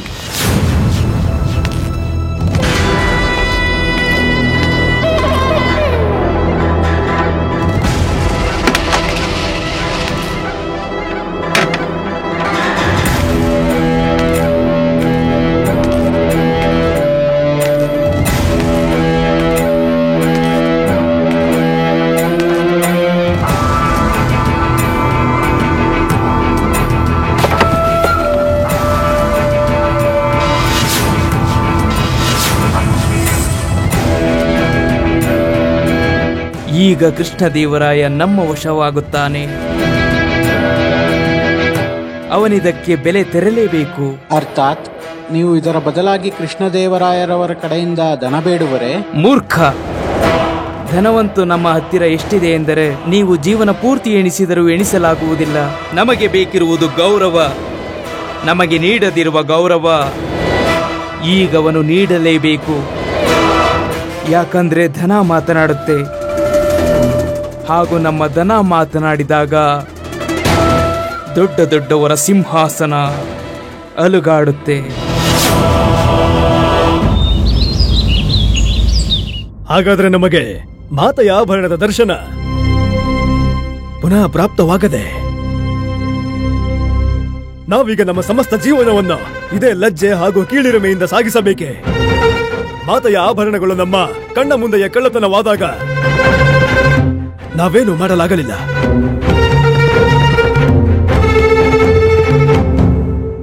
ಇಲ್ಲ ಮಹಾರಾಜ, ತಪ್ಪು ನನ್ನದು. ಪೆಟ್ಟಿಗೆ ನನ್ನ ಶಿರದ ಮೇಲಿತ್ತು, ನನ್ನ ಕಾವಲಿನಲ್ಲಿತ್ತು, ನನ್ನ ಕೈಯಲ್ಲೇ ಇದ್ರೂ ಕೂಡ ಅದು ಹೇಗೆ ಮಾಯವಾಯಿತು? ಇಲ್ಲ ಮಹಾರಾಜ, ನನ್ನ ಕಾರಣದಿಂದಾಗಿದೆ. ನಾನು ಮುಂಚೆನೆ ಯೋಚಿಸಬೇಕಿತ್ತು ಇಂಥ ಒಂದು ದೊಡ್ಡ ದುರ್ಘಟನೆ ನಡಿಬಹುದು ಅಂತ. ಇದರಲ್ಲಿ ನಂದೇ ತಪ್ಪು. ಇಲ್ಲ ಮಹಾರಾಜ, ಇದೆಲ್ಲ ನನ್ನ ಕಾರಣದಿಂದಾಗಿದೆ. ನಾನೀ ರಾಜ್ಯದ ಮಹಾಮಂತ್ರಿ. ಆಭರಣಗಳ ಜವಾಬ್ದಾರಿ ನನ್ನದಾಗಿತ್ತು. ಆದರೆ ನಾನು ಅಸಫಲನಾದೆ.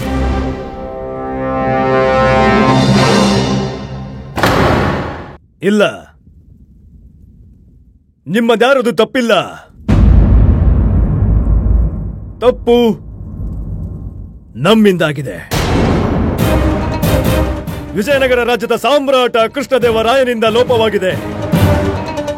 ನಾವು ಉಪಸ್ಥಿತರಿದ್ದೆವು, ಆದ್ರೇನು ಮಾಡಲಾಗಲಿಲ್ಲ. ನಾವು ಆ ಆಭರಣಗಳ ರಕ್ಷಣೆ ಮಾಡಲಾಗಲಿಲ್ಲ. ಒಂದು ವೇಳೆ ನಾವು ಆಭರಣಗಳ ರಕ್ಷಣೆಯನ್ನೇ ಮಾಡದಿದ್ದಾಗ ಇಷ್ಟೊಂದು ದೊಡ್ಡ ರಾಜ್ಯದ ರಕ್ಷಣೆಯನ್ನ ನಾವು ಹೇಗೆ ಮಾಡುವುದು? ಅನರ್ಥವಂತೂ ಆಗಿದೆ. ಅದು ನಮ್ಮಿಂದ ಆಗಿದೆ. ಇಂದು ನಾನು ಕೃಷ್ಣದೇವರಾಯ ನಿಮ್ಮೆಲ್ಲರ ಮುಂದೆ ಪ್ರತಿಜ್ಞೆ ಮಾಡುತ್ತಿರುವೆ. ಪರಿಸ್ಥಿತಿಗಳು ಏನೇ ಇರಲಿ, ನಾವು ಮಾತೆಯ ಆಭರಣವನ್ನು ಮರಳಿ ತರುತ್ತೇವೆ. ಒಂದು ವೇಳೆ ನಾವು ನಮ್ಮ ಪ್ರತಿಜ್ಞೆಯನ್ನ ಪೂರ್ಣಗೊಳಿಸದೆ ಹೋದರೆ ಆಗ ನಾವು ನಮ್ಮ ರಾಜ್ಯ ತ್ಯಾಗ ಮಾಡುತ್ತೇವೆ.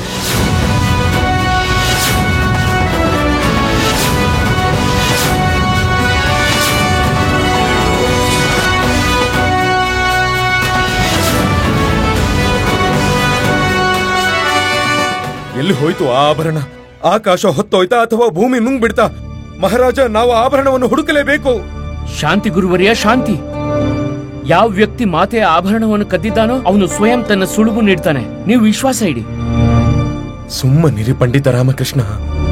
ಅನ್ನಿಸುತ್ತಿದೆ ನಿಮ್ಮ ಬುದ್ಧಿ ಭ್ರಷ್ಟವಾದಂತೆ.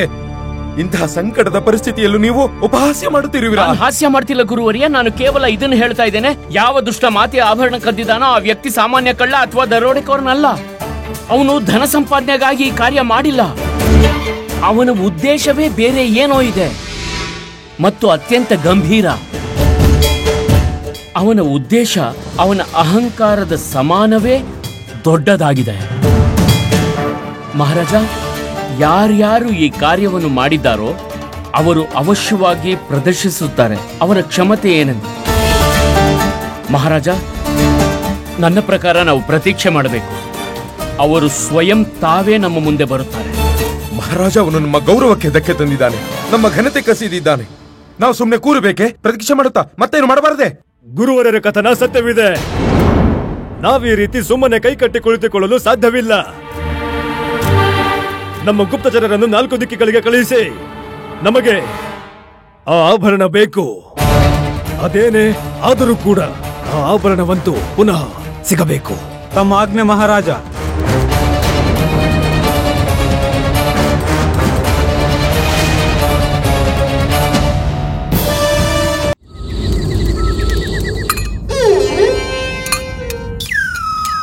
ಗುರುಜಿ, ಮಾತೆಯ ಆಭರಣಗಳು ಕಳ್ಳತನವಾಗಿವೆ. ನೀವು ನೋಡಿದ್ರೆ ಆರಾಮಾಗಿ ಕುತ್ಕೊಂಡು ಬಾದಾಮಿ ಹಲ್ವಾ ತಿಂತಾ ಇದ್ದೀರಿ. ಒಬ್ಬ ವ್ಯಕ್ತಿ ಅತ್ಯಂತ ದುಃಖದಲ್ಲಿದ್ದಾಗ ಬಾದಾಮಿ ಹಲ್ವಾ ತಿನ್ನುವುದು ತಪ್ಪ? ತಿನ್ನಿ ತಿನ್ನಿ ಗುರುಗಳೇ. ಇದಾದ ನಂತರ ನಿಮ್ಗೆ ಬಾದಾಮಿ ಹಲ್ವಾ ತಿನ್ನೋಕೆ ಅವಕಾಶ ದೊರೆಯುತ್ತೋ ಇಲ್ವೋ? ಎಂಥ ಮೂರ್ಖತನದ ಮಾತನಾಡುತ್ತಿರುವೆ ನೀನು. ಅರ್ಥವೇನು ನಿನ್ನ ಮಾತಿನದು? ಗುರುಜಿ, ನಾವು ನಿಮ್ಗೆ ಪ್ರಾಯಶ್ಚಿತ್ತ ಮಾಡಿಸುವ ಸಲುವಾಗಿ ಇಲ್ಲಿ ಉಪಸ್ಥಿತರಾಗಿದ್ದೇವೆ.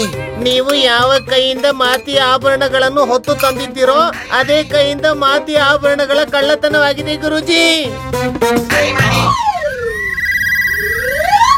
ಇದಂತೂ ಸತ್ಯ. ಇದರಿಂದಾಗಿ ನಮ್ಮ ಮನಸ್ಸು ನೊಂದಿದೆ. ಅದಕ್ಕೋಸ್ಕರ ಗುರುಜಿ, ನಿಮ್ಮ ದೇಹದಿಂದ ನಿಮ್ಮ ಕೈಯನ್ನು ಬೇರ್ಪಡಿಸಬೇಕು ಅಂತ ನಾವು ನಿರ್ಧಾರ ಮಾಡಿದ್ದೇವೆ. ನಮ್ಮ ಕೈಯನ್ನು ಕತ್ತರಿಸುವ ಯೋಚನೆಯೇ ಎಂತಹ ದುಸ್ಸಾಹಸ ನಿಮ್ಮದು! ನಿಮ್ಮ ಬಾಯಿಂದ ಇಂತಹ ಮಾತುಗಳು ಹೇಗೆ ಬರೋದಕ್ಕೆ ಸಾಧ್ಯ? ನೋಡಿ ಗುರುಗಳೇ, ನೀವು ಪಶ್ಚಾತ್ತಾಪವಂತೂ ಮಾಡ್ಕೊಳ್ಳೇಬೇಕು. ನಿಮ್ಮ ಕೈಯಿಂದ ವಂಚಿತರಾಗಬೇಕು, ಅವಶ್ಯವಾಗಿ ಮಾಡಲೇಬೇಕು. ನೀವು ಯೋಚನೆ ಮಾಡಿ ಗುರುಗಳೇ, ಇದರಿಂದ ನಿಮ್ಗೆ ಎಷ್ಟು ಸನ್ಮಾನ ಮಾಡಬಹುದು ಅಂತ. ಸ್ವಾಮಿ, ಇದೇನಿದು? ನಿಮ್ಮಂತ ಮಹಾಪುರುಷರು ಇಂಥ ಕೈಗಳನ್ನು ಹೊಂದಿ ಏನ್ ಮಾಡ್ತೀರಾ? ಇದು ಅಪವಿತ್ರವಾಗಿದೆ. ನಿಮಗೆ ಇದು ಶೋಭೆ ತರುವುದಿಲ್ಲ. ಕೈಯನ್ನು ಕಡಿದು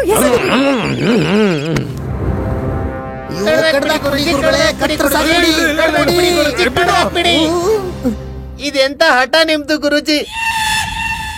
ಅಲ್ಲಿ ನಮ್ಮ ಮಹಾರಾಜರು ಮಾತೆಯ ಪವಿತ್ರವಾದ ಆಭರಣಗಳ ಕಳ್ಳತನ ನೋಡಿ ಸ್ವತಃ ತಮ್ಮ ರಾಜ್ಯ ತ್ಯಾಗ ಮಾಡಲು ಮುಂದಾಗಿದ್ದಾರೆ. ಇಲ್ಲಿ ನೀವಂತ ರಾಜಗುರುಗಳು ಯಕಶ್ಚಿತ್ ನಿಮ್ಮ ಕೈಗಳನ್ನು ಕತ್ತರಿಸಿ ಪ್ರಾಯಶ್ಚಿತ್ತ ಮಾಡಿಕೊಳ್ಳಲು ಸಿದ್ಧರಿಲ್ಲ. ನೀವು ಪ್ರಾಯಶ್ಚಿತ್ತ ಪಡೆದು ಸಾಮ್ರಾಜ್ಯದ ಜನತೆ ಎದುರು ಕೈಯನ್ನು ಕತ್ತರಿಸಿಕೊಂಡ ಮಹಾರಾಜ ಪುರೋಹಿತರಾದ ಜೀವಂತ ಉದಾಹರಣೆ ಆಗುತ್ತಿಲ್ಲ.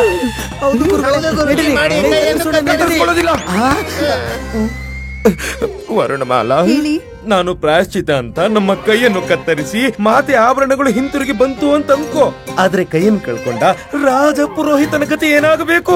ಆದ್ರೆ ಏನಂತೆ ಸ್ವಾಮಿ, ನೀವು ಮಹಾಪುರುಷರು. ನೀವು ನಿಮ್ಮ ದಿವ್ಯ ಶಕ್ತಿಯಿಂದ ಪುನಃ ಕೈಗಳನ್ನು ಹಿಂಪಡೆಯುವ್ರಿ. ದಿವ್ಯ ಶಕ್ತಿ ಅಂತ? ದಿವ್ಯ ಶಕ್ತಿ? ಯಾವ ದಿವ್ಯ ಶಕ್ತಿ? ಯಾರ ಹತ್ರ ಇದೆ ದಿವ್ಯ ಶಕ್ತಿ? ಏನಾದ್ರೂ ಹೇಳಿದ್ರ ಸ್ವಾಮಿ? ನಾನೇನ್ ಹೇಳ್ತಿದ್ದೇನೆಂದ್ರೆ, ದಿವ್ಯ ಶಕ್ತಿಯನ್ನು ಉಪಯೋಗಿಸಲು ಸಾಧನೆಯನ್ನು ಮಾಡಬೇಕಾಗುತ್ತದೆ ಮತ್ತು ಸಾಧನೆಗೆ ಸಮಯವಿಡಿಯುತ್ತದೆ. ಹಾಗಾದ್ರೆ ಸ್ವಾಮಿ, ನೀವು ಇಚ್ಛಿಸಿದರೆ 1 ಸಪ್ತಾಹದ ಸಮಯವನ್ನು ತೆಗೆದುಕೊಳ್ಳಿ. ಮಾತೆಯ ಆಭರಣಗಳು 1 ಸಪ್ತಾಹದಲ್ಲಿ ಹಿಂತಿರುಗಿ ಬರೆದಿದ್ದರೆ ನೀವು ನಿಮ್ಮ ಕೈಗಳನ್ನು ಕತ್ತರಿಸಿಕೊಳ್ಳಿ. ನಾವು ನಿಮ್ಮ ಧರ್ಮ ಪತ್ನಿ ಸ್ವಾಮಿ. ನಾವೇ ಸ್ವತಃ ನಿಮಗೆ ಇದರಲ್ಲಿ ಸಹಾಯ ಮಾಡುತ್ತೇವೆ. ನೋಡಿ, ನಮ್ಮ ಗುರುಜಿ ಒಪ್ಕೊಂಡು ತಲೆ ಅಲ್ಲಾಡಿಸ್ತಿದ್ದಾರೆ. ನೀವು ಧನ್ಯರು ಸ್ವಾಮಿ, ಧನ್ಯರು ನೀವು.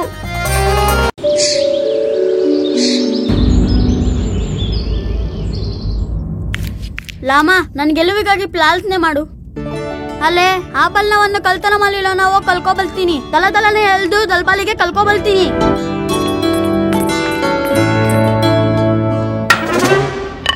ಯಾಕೆ ಈ ತರ ಕೂತಿದೀಯಾ? ಮಾತೆಯ ಆಭರಣ ಕಳುವಾಯ್ತು, ಮಹಾರಾಜ ದುಃಖದಲ್ಲಿ ಈ ರಾಜ್ಯವನ್ನೇ ತ್ಯಾಗ ಮಾಡ್ತಿದ್ದಾರೆ. ಆದ್ರೆ ನೀನ್ ಇಲ್ಲಿ ಕುತ್ಕೊಂಡು ಕೊಳಲ್ ನುಡಿಸ್ತಿದ್ಯಾ? ಇದಕ್ಕಾಗಿಯೇ ನಾನು ನಿನಗೆ ಜನ್ಮ ನೀಡಿದ್ದು.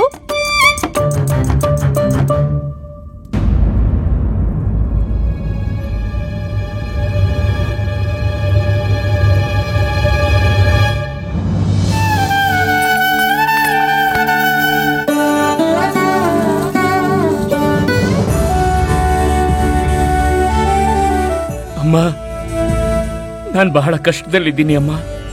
ನಾನು ತುಂಬಾ ಕಷ್ಟದಲ್ಲಿದ್ದೇನೆ.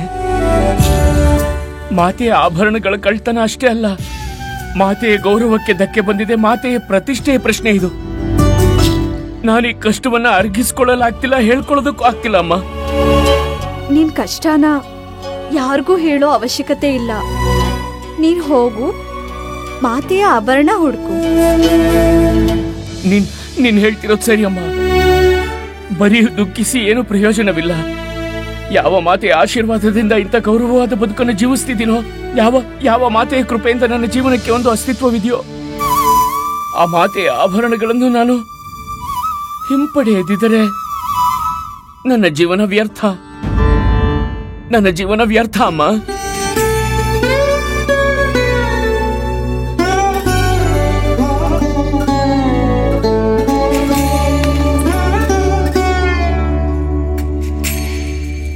ನಾನು ಪ್ರಮಾಣ ಮಾಡ್ತೇನೆ ಅಮ್ಮ, ಎಲ್ಲಿವರೆಗೂ ಮಾತೆಯ ಆಭರಣವನ್ನು ಹಿಂಪಡೆಯುವುದಿಲ್ಲವೋ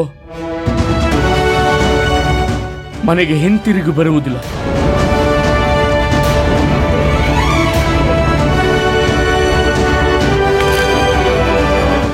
ಅವಶ್ಯಕತೆ ಇದೆ ಒಂದು ಸಂಕೇತದ್ದು. ಒಂದೇ ಸಂಕೇತ, ಯಾರು ಈ ಕೆಲಸವನ್ನು ಮಾಡಿದ್ದಾರೋ, ಈ ಕಾರ್ಯ ಯಾರು ಮಾಡಿದ್ದಾರೆಂದು.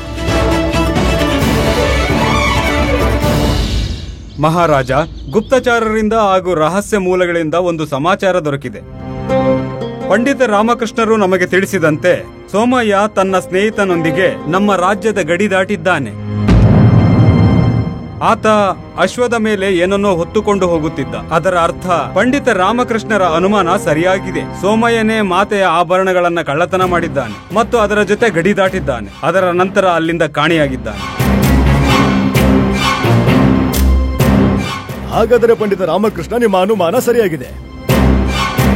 ಮಹಾರಾಜ, ನಾವು ಈಶ್ವರನಲ್ಲಿ ಬೇಡಿಕೊಳ್ಳುತ್ತೇವೆ, ಪಂಡಿತ ರಾಮಕೃಷ್ಣರ ಇನ್ನೊಂದು ಅನುಮಾನವೂ ಸತ್ಯವಾಗಲಿ ಎಂದು.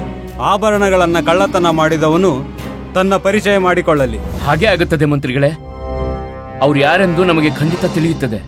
ಕೇವಲ ನಾವು ಕೆಲ ಸಮಯ ಪ್ರತೀಕ್ಷೆ ಮಾಡಬೇಕಾಗಿದೆ ಮಹಾರಾಜ.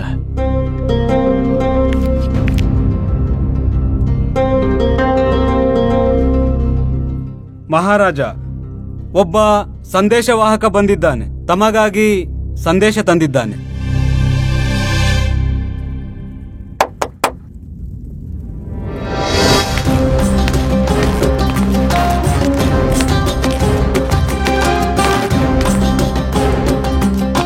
ಮಹಾರಾಜರಿಗೆ ಜಯವಾಗಲಿ.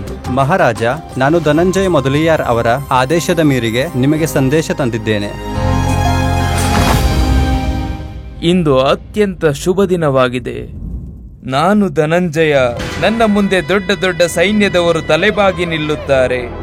ಉತ್ತರ ಭಾರತ ಸುಲ್ತಾನರಿಂದ ಹಿಡಿದು ಮೊಘಲ್ ಬಾಬರ್ನವರೆಗೂ ನಮ್ಮನ್ನ ಗೌರವಿಸುತ್ತಾರೆ. ಕೇವಲ ಒಬ್ಬ ರಾಜ ಮಾತ್ರ ಇಂಥ ರಾಜನಿಗೆ ಗೌರವಿಸಲಿಲ್ಲ. ಅದು ನೀವೇ ಕೃಷ್ಣದೇವರಾಯ. ಆದರೆ ಇಂದು ನೀವು ಕೂಡ ನಮ್ಮ ಮುಂದೆ ತಲೆಬಾಗಿಸಲೇಬೇಕಾಗಿದೆ. ನಿಮ್ಮ ರಾಜ್ಯದ ಗೌರವ ಹಾಗೂ ಪ್ರತಿಷ್ಠೆಯಾದ ಕಾಳಿಮಾತೆಯ ಆಭರಣಗಳು ಈಗ ನಮ್ಮ ವಶದಲ್ಲಿವೆ.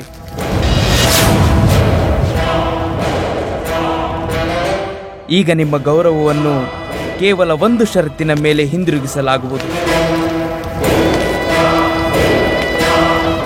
ನೀವು ನಿಮ್ಮ ಮಂಡಿಯನ್ನೂರಿ ನೀವು ಮಂಡಿಯೂರಿ ನಡೆದುಕೊಂಡು ನಮ್ಮ ದರ್ಬಾರಿಗೆ ಬರಬೇಕು.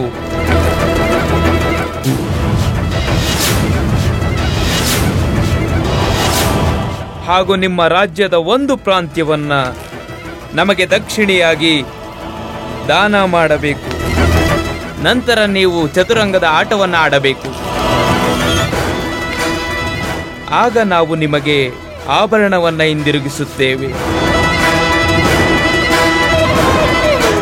ಇಷ್ಟು ದೂರದಿಂದಲೂ ನಮಗೆ ನಿಮ್ಮ ಮುಖದ ಭಾವನೆಗಳು ನಮಗೆ ಸ್ಪಷ್ಟವಾಗಿ ಕಾಣುತ್ತಿವೆ. ಇಷ್ಟೊಂದು ಕೋಪ, ಇದರಿಂದ ಯಾವ ಲಾಭವೂ ಇಲ್ಲ. ಏನ್ ಮಾಡ್ತೀರಾ? ಯುದ್ಧ ಮಾಡುವಿರಾ? ನಿಮ್ಮ ನಿರ್ಣಯ ಉಚಿತವಲ್ಲ. ಯಾಕೆಂದರೆ ನಾವು ಸಮಸ್ತ ರಾಜರು ಸುಲ್ತಾನರನ್ನೂ ಖರೀದಿಸಬಲ್ಲೆವು. ಯಾಕೆಂದರೆ ಧನ ಮಾತನಾಡುತ್ತೆ. ದೊಡ್ಡ ದೊಡ್ಡ ರಾಜರ ಸಿಂಹಾಸನಗಳು ಅಲುಗಾಡುತ್ತವೆ. ಎಣಿಸಿ ಎಣಿಸಿ ನಾವು ನಿಮ್ಮ ಶತ್ರುಗಳನ್ನ ಖರೀದಿಸುತ್ತೇವೆ. ಹಾಗೆ ಅವರಿಂದ ನಿಮ್ಮ ಮೇಲೆ ಆಕ್ರಮಣ ಮಾಡಿಸುತ್ತೇವೆ. ಅವಶ್ಯಕತೆ ಇದ್ದರೆ ಮೊಘಲ್ ಸಂಸ್ಥಾನದ ಬಾದ್ಶಾ ಬಾಬರ್ನವರೆಗೂ ಹೋಗುತ್ತೇವೆ. 4 ದಿಕ್ಕಿನಿಂದ ನಿಮ್ಮ ಮೇಲೆ ಆಕ್ರಮಣ ಮಾಡಿದಾಗ ನಿಮ್ಮ ಪರಾಜಯ ಮತ್ತು ಮೃತ್ಯು ನಿಶ್ಚಿತ.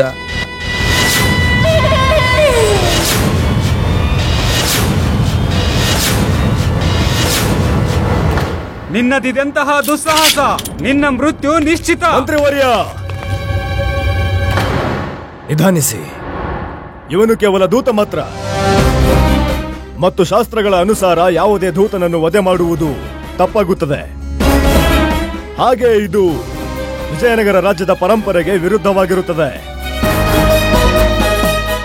ಆವೇಶಕ್ಕೊಳಗಾಗಿ ನಾವು ನಿಯಂತ್ರಣವನ್ನ ಕಳೆದುಕೊಂಡೆವು. ಕ್ಷಮೆ ಯಾಚಿಸುತ್ತೇವೆ ಮಹಾರಾಜ.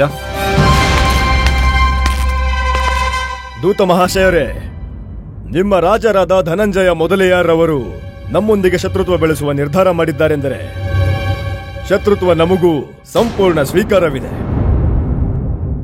ಆದರೆ ನಾವು ಈ ಶತ್ರುತ್ವದ ಕಾರಣವನ್ನು ತಿಳಿದುಕೊಳ್ಳಬೇಕಾಗಿದೆ. ಧನಂಜಯರವರ ಹತ್ತಿರ ಅಪಾರವಾದ ಸಂಪತ್ತಿದೆ.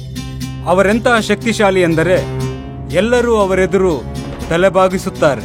ಆದರೆ ನೀವು ಇಲ್ಲಿಯವರೆಗೂ ಅವನ ಎದುರು ತಲೆಬಾಗಿಲ್ಲ. ಅರ್ಥಾತ್ ಮಹಾರಾಜ, ನಿಮಗೆ ನೆನಪಿರಬಹುದು, 2 ವರ್ಷಗಳ ಹಿಂದೆ ಒಂದು ವಸಾರನ ವೇಳಕ್ಕೆ ನಾವು ತೆರಳಿದ್ದೆವು. ಅಲ್ಲಿಗೆ ಈ ಧನಂಜಯ ಮೊದಲಿಯಾರ್ ತಮ್ಮನ್ನು ಭೇಟಿಯಾಗಲು ಬಂದಿದ್ದರು. ನಿಮ್ಮೊಂದಿಗೆ ಒಪ್ಪಂದ ಮಾಡಬಯಸಿದ್ದ. ಆದರೆ ನೀವು ಅದರಲ್ಲಿ ಯಾವುದೇ ಆಸಕ್ತಿ ತೋರಲಿಲ್ಲ. ಧನಂಜಯರಿಗೆ ಚದುರಂಗ ಆಡುವ ಅಭ್ಯಾಸವಿದೆ. ರಾತ್ರಿಯ ಸಮಯದಲ್ಲಿ ಅವರು ನಿಮಗೆ ಚದುರಂಗ ಆಡಲು ಆಮಂತ್ರಿಸಿದ್ದರು. ಆದರೆ ನೀವು ನೆನಪಿದೆ ನಮಗೆ. ಆದರೆ ನಾವು ಆಟವನೊಂದಿಗೆ ಆಡಲೇ ಇಲ್ಲ. ಸತ್ಯವಚನ ಮಹಾರಾಜ, ನೀವು ಪುನಃ ವಿಜಯನಗರಕ್ಕೆ ಮರಳಬೇಕಿತ್ತು. ಏಕೆಂದರೆ ಇಲ್ಲಿ ಒಂದು ಸಮಸ್ಯೆ ಉದ್ಭವವಾಗಿತ್ತು. ಪರಿಹಾರ ನೀವೇ ಸೂಚಿಸಬೇಕಾಗಿತ್ತು. ಸತ್ಯ ಮಹಾರಾಜ, ನೀವು ಅವನ ಪ್ರಸ್ತಾವವನ್ನ ನಿರಾಕರಿಸಿದ್ದೇ ಅವನ ಕೋಪಕ್ಕೆ ಕಾರಣವಾಯಿತು. ಬರೀ ಇಷ್ಟೇ? ಈ ಚಿಕ್ಕ ವಿಷಯಕ್ಕೆ ಅವನು ನಮ್ಮೊಂದಿಗೆ ಶತ್ರುತ್ವ ಬೆಳೆಸಿದ್ದಾನೆ, ನಮ್ಮನ್ನು ಸೋಲಿಸ ಬಯಸಿದ್ದಾನೆ. ಕೇವಲ ಇದೊಂದು ವಿಚಾರಕ್ಕಾಗಿ ಅವನು ಮಾತೆಯ ಆಭರಣಗಳೊಂದಿಗೆ ಇಂತಹ ತುಚ್ಛ ಕಾರ್ಯವನ್ನು ಎಸಗಿದ್ದಾನೆ. ಹೌದು ಮಹಾರಾಜ, ಆತ ಬಹಳ ಅಹಂಕಾರಿಯಾಗಿದ್ದಾನೆ. ನಾವಿಲ್ಲಿ ಉಪಸ್ಥಿತರಿರುವ ಸಮಸ್ತ ಸಭಾಸದರಿಗೆ ಕೇಳುವುದೇನೆಂದರೆ, ನಿಮಗೆ ಏನನ್ನಿಸುತ್ತದೆ? ಯಾವ ವ್ಯಕ್ತಿ ನಮ್ಮನ್ನು ಕೆಳಮಟ್ಟದಲ್ಲಿ ನೋಡುತ್ತಿದ್ದಾನೆಯೋ, ನಮ್ಮ ರಾಜ್ಯದ ಒಂದು ಭಾಗವನ್ನೇ ಕೇಳುತ್ತಿರುವನೋ ಅವನ ಬಗ್ಗೆ ನಿಮ್ಮ ಅಭಿಪ್ರಾಯವೇನು? ಅಂತಹ ವ್ಯಕ್ತಿಯ ಜೊತೆಗೆ ನಾವು ಹೇಗೆ ವರ್ತಿಸಬೇಕು ಈಗ?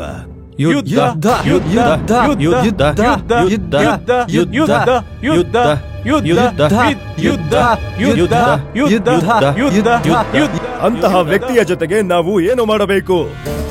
ಯಾವ ವ್ಯಕ್ತಿ ನಮ್ಮ ರಾಜ್ಯದ ಮರ್ಯಾದೆಗೆ, ಮಾತೆಯ ಗೌರವಕ್ಕೆ ಧಕ್ಕೆಯನ್ನುಂಟು ಮಾಡುವ ದುಷ್ಟ ಕೆಲಸವನ್ನು ಮಾಡಿದ್ದಾನೆಯೋ,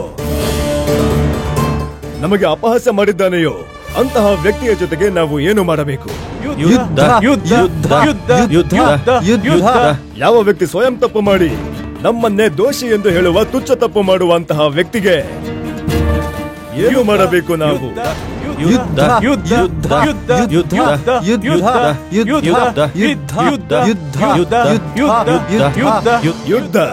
ಯುದ್ಧ.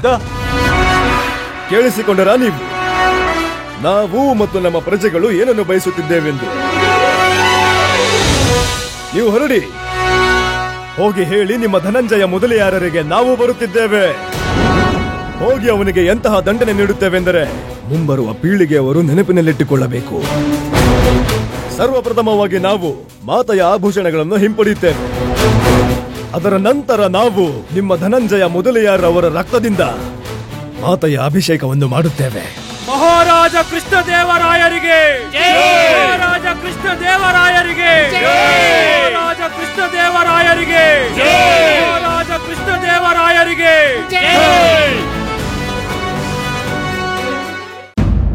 ನನ್ನ ಮುಂದೆ ಸೋತಾಗ ಅವನು ಅವನ ರಾಜ್ಯದ ದಾರಿ ಹಿಡಿಯುತ್ತಾನೆ.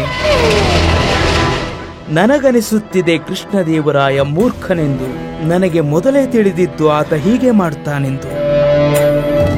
ಇದೇ ನನ್ನ ಇಚ್ಛೆಯಾಗಿತ್ತು. ತಿನ್ನು ಪುತ್ರ.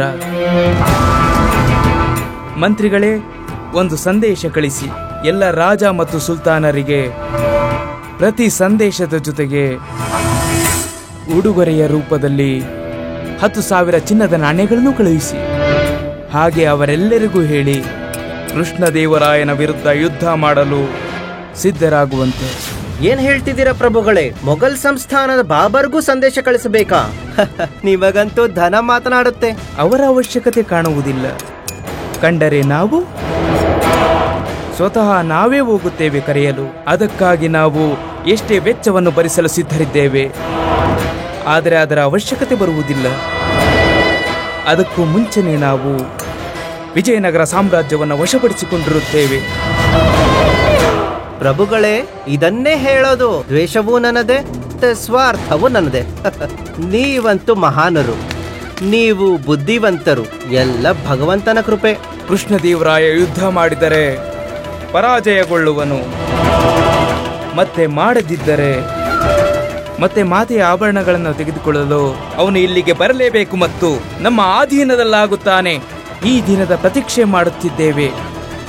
ಈಗ ನಮ್ಮ ಹೆಸರು ಕೂಡ ಇತಿಹಾಸದ ಪುಸ್ತಕದಲ್ಲಿ ಸುವರ್ಣಾಕ್ಷರಗಳಿಂದ ಬರೆಯಲಾಗುತ್ತದೆ. ಯಾಕೆಂದರೆ ಧನ ಮಾತನಾಡುತ್ತೆ. ಯಾವಾಗ ನಮ್ಮ ಧನ ಮಾತನಾಡುತ್ತೋ ದೊಡ್ಡ ದೊಡ್ಡ ರಾಜರ ಸಿಂಹಾಸನಗಳು ಅಲುಗಾಡುತ್ತೆ. ಎಲ್ಲಾ ಜನರು ಇಷ್ಟೊಂದು ಉತ್ತೇಜಿತರಾಗಿ ಆಕ್ರೋಶದಲ್ಲಿದ್ದಾರೆ. ಯುದ್ಧವೇನಾದರೂ ಸಂಭವಿಸಿದರೆ ಅದರ ನಂತರದ ಪರಿಣಾಮದ ಬಗ್ಗೆ ಯಾರು ಯೋಚಿಸುತ್ತಿಲ್ಲ. ನಾನು ಆವಾಗ್ಲಿಂದ ಇದನ್ನ ನಿಮಗೆ ಹೇಳುವ ಪ್ರಯತ್ನ ಮಾಡ್ತಿದ್ದೇನೆ ಮಂತ್ರಿಗಳೇ. ಕೇವಲ ಯುದ್ಧ ಯಾವುದೇ ಸಮಸ್ಯೆಯ ಅಂತಿಮ ನಿರ್ಣಯವಾಗೋದಿಲ್ಲ. ಯುದ್ಧದಿಂದ ಜನತೆಯ ಮೇಲೆ ಅಹಿತಕರ ಪರಿಣಾಮ ಬೀರುತ್ತೆ. ಯಾರದೋ ಅಹಂಕಾರ ಹಾಗೂ ದ್ವೇಷದಿಂದ ನಡೆಯುವ ಯುದ್ಧದ ಕಾರಣದಿಂದ ಸಾವಿರಾರು ಜನರ ಮೇಲೆ ಕೆಟ್ಟ ಪ್ರಭಾವವೇ ಬೀರುತ್ತೆ. ಸಂಪತ್ತಿನ ನಾಶವಾಗುತ್ತದೆ. ಅದೆಷ್ಟು ಜೀವ ಬಲಿಯಾಗುತ್ತದೋ ತಿಳಿದಿಲ್ಲ. ಧನಂಜಯ ಮೊದಲಿಯಾರು 10,000 ಸುಲ್ತಾನರ ಜೊತೆ ಆಕ್ರಮಣ ಮಾಡ್ತಾರೆ. ನಾವು ನಮ್ಮ ಶಕ್ತಿಯನ್ನು ಮೀರಿ ಹೊಡೆದಾಡಿ ಯುದ್ಧವನ್ನ ಗೆಲ್ತೇವೆ. ನಾವು ಯುದ್ಧದಲ್ಲಿ ಗೆದ್ದು ವಿಜಯಿಗಳಾದ್ರು ವಿಜಯನಗರದ ಅದೆಷ್ಟು ತಾಯಂದರು ಮಕ್ಕಳನ್ನು ಕಳ್ಕೋತಾರೋ ಗೊತ್ತಿಲ್ಲ. ಎಷ್ಟು ಹೆಂಗಸರು ವಿಧವೆಯರಾಗ್ತಾರೋ ಹಾಗೂ ಎಷ್ಟು ಮಕ್ಕಳು ಅನಾಥರು.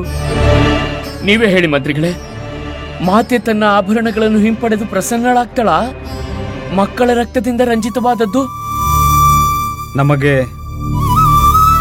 ನಮಗೆ ಅರ್ಥವಾಗುತ್ತದೆ ರಾಮಕೃಷ್ಣ. ಆದರೆ ಏನು ಮಾಡುವುದು? ಏನೂ ಮಾಡದೆ ಮೌನವಾಗಿರಬೇಕೆ? ಇದು ಅಸಂಭವ ಪಂಡಿತ ರಾಮಕೃಷ್ಣ. ಇನ್ನು ನಮ್ಮ ಮಹಾರಾಜ ಕೃಷ್ಣದೇವರಾಯರು ಖಂಡಿತ ಒಪ್ಪುವುದಿಲ್ಲ. ಅವರು ತಮ್ಮ ತಲೆಯನ್ನ ಕತ್ತರಿಸಿಕೊಳ್ಳಲು ಸಿದ್ಧರಾಗುತ್ತಾರೆ, ಆದರೆ ಎಂದೂ ತಮ್ಮ ತಲೆ ಬಾಗುವುದಿಲ್ಲ. ಈಗ ಸಮಯ ಕೈಮೀರಿ ಹೋಗಿದೆ ರಾಮಕೃಷ್ಣ. ಸದ್ಯಕ್ಕೆ ನಮ್ಮ ಹತ್ತಿರ ಯಾವುದೇ ಮಾರ್ಗ ಇಲ್ಲ. ಒಂದು ಮಾರ್ಗವಿದೆ ಮಂತ್ರಿವರ್ಯ. ಏನದು? ನಾನೇ ಸ್ವತಃ ಧನಂಜಯ್ ಮೊದಲಿಯಾರ ಬಳಿ ಹೋಗ್ತೇನೆ. ಮಹಾರಾಜರಿಗೆ ಈ ವಿಷಯದ ಅರಿವಾಗದೇ ಇರೋ ಹೋಗಿ ನೋಡ್ಕೊಳ್ಳೋ ಜವಾಬ್ದಾರಿ ನಿಮ್ದಾಗಿರುತ್ತೆ. ಈ ವಿನಾಶಕಾರಿ ಯುದ್ಧವನ್ನು ತಡೆಯಲು ನನ್ನ ಕಡೆಯಿಂದ ನಾನು ಒಂದು ಪ್ರಯತ್ನ ಮಾಡಲು ಬಯಸ್ತಾ ಇದ್ದೇನೆ ಅಷ್ಟೇ. ನೀವೇನು ಹೇಳುತ್ತಿರುವಿರಿ ಪಂಡಿತ ರಾಮಕೃಷ್ಣ? 2 ರಾಜ್ಯಗಳು ಯುದ್ಧ ಮಾಡಲೆಂದು ಸಿದ್ಧವಾಗಿ ಎದುರು ನಿಂತಿರುವಾಗ ನೀವು ಈ ರೀತಿ ಹೋಗುವುದು ಬಹಳ ಅಪಾಯಕಾರಿಯಾಗುತ್ತದೆ. ನಿಮ್ಮ ಪ್ರಾಣ ಸಂಕಟದಲ್ಲಿ ಸಿಲುಕಬಹುದು. ನನ್ನ ಪ್ರಾಣ ಸಂಕಟದಲ್ಲಿ ಸಿಲುಕಿದ್ರೂ ಪರವಾಗಿಲ್ಲ, ಆದರೆ ನನ್ನ ಪ್ರಾಣ ನಷ್ಟವಾಗುವ ಸಹಸ್ರಾರು ಜೀವಕ್ಕಿಂತ ದೊಡ್ಡದೇನಲ್ಲ. ನನಗೆ ಒಂದು ಅವಕಾಶ ಕೊಡಿ ಮಂತ್ರಿಗಳೇ. ಇಲ್ಲ, ನಾವು ಈ ಅವಕಾಶವನ್ನ ಕೊಡುವುದಿಲ್ಲ. ಒಂದು ಹೆಜ್ಜೆಯೂ ನೀವು ಮುಂದಿಡುವಂತಿಲ್ಲ ರಾಮಕೃಷ್ಣ. ನಿಮಗೆ ಗೊತ್ತಾ, ನಾವಿಬ್ಬರು ಇಲ್ಲಿ ಚರ್ಚಿಸುತ್ತಾ ನಿಂತಿದ್ದೇವೆ. ಅಲ್ಲಿ ನಮ್ಮ ರಾಜ್ಯದ ಸೈನ್ಯ ಯುದ್ಧಕ್ಕೆ ಸಿದ್ಧತೆ ಮಾಡಿಕೊಳ್ಳುತ್ತಿದೆ. ಅಲ್ಲಿ ನೋಡಿ, ನಮ್ಮ ಸಮಸ್ತ ಸೈನಿಕರು ಯುದ್ಧಕ್ಕೆ ಸಿದ್ಧರಾಗುತ್ತಿದ್ದಾರೆ.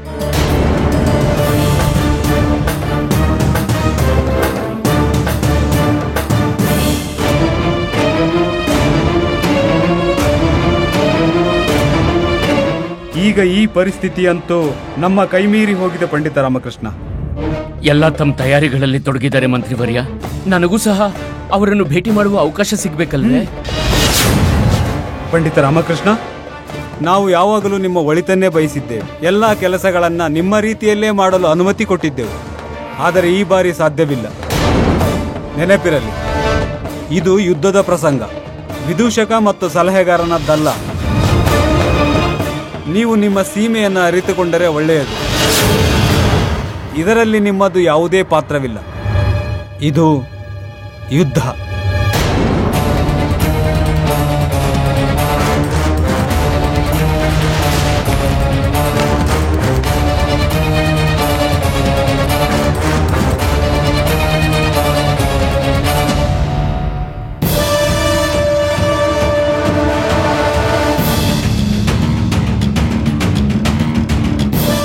ಕಾಳಿಮಾತೆ, ನೀನ್ ನನಗೆ ಕರುಣಿಸಿದ ಬುದ್ಧಿಶಕ್ತಿಯ ವರದಾನ ಅತ್ಯಂತ ಅವಶ್ಯಕತೆ ಇರುವುದು ಇಂಥ ಸಂದರ್ಭಕ್ಕಾಗಿ. ಶಕ್ತಿ ಕೊಡು ಮಾತೆ, ಶಕ್ತಿ ಕೊಡು.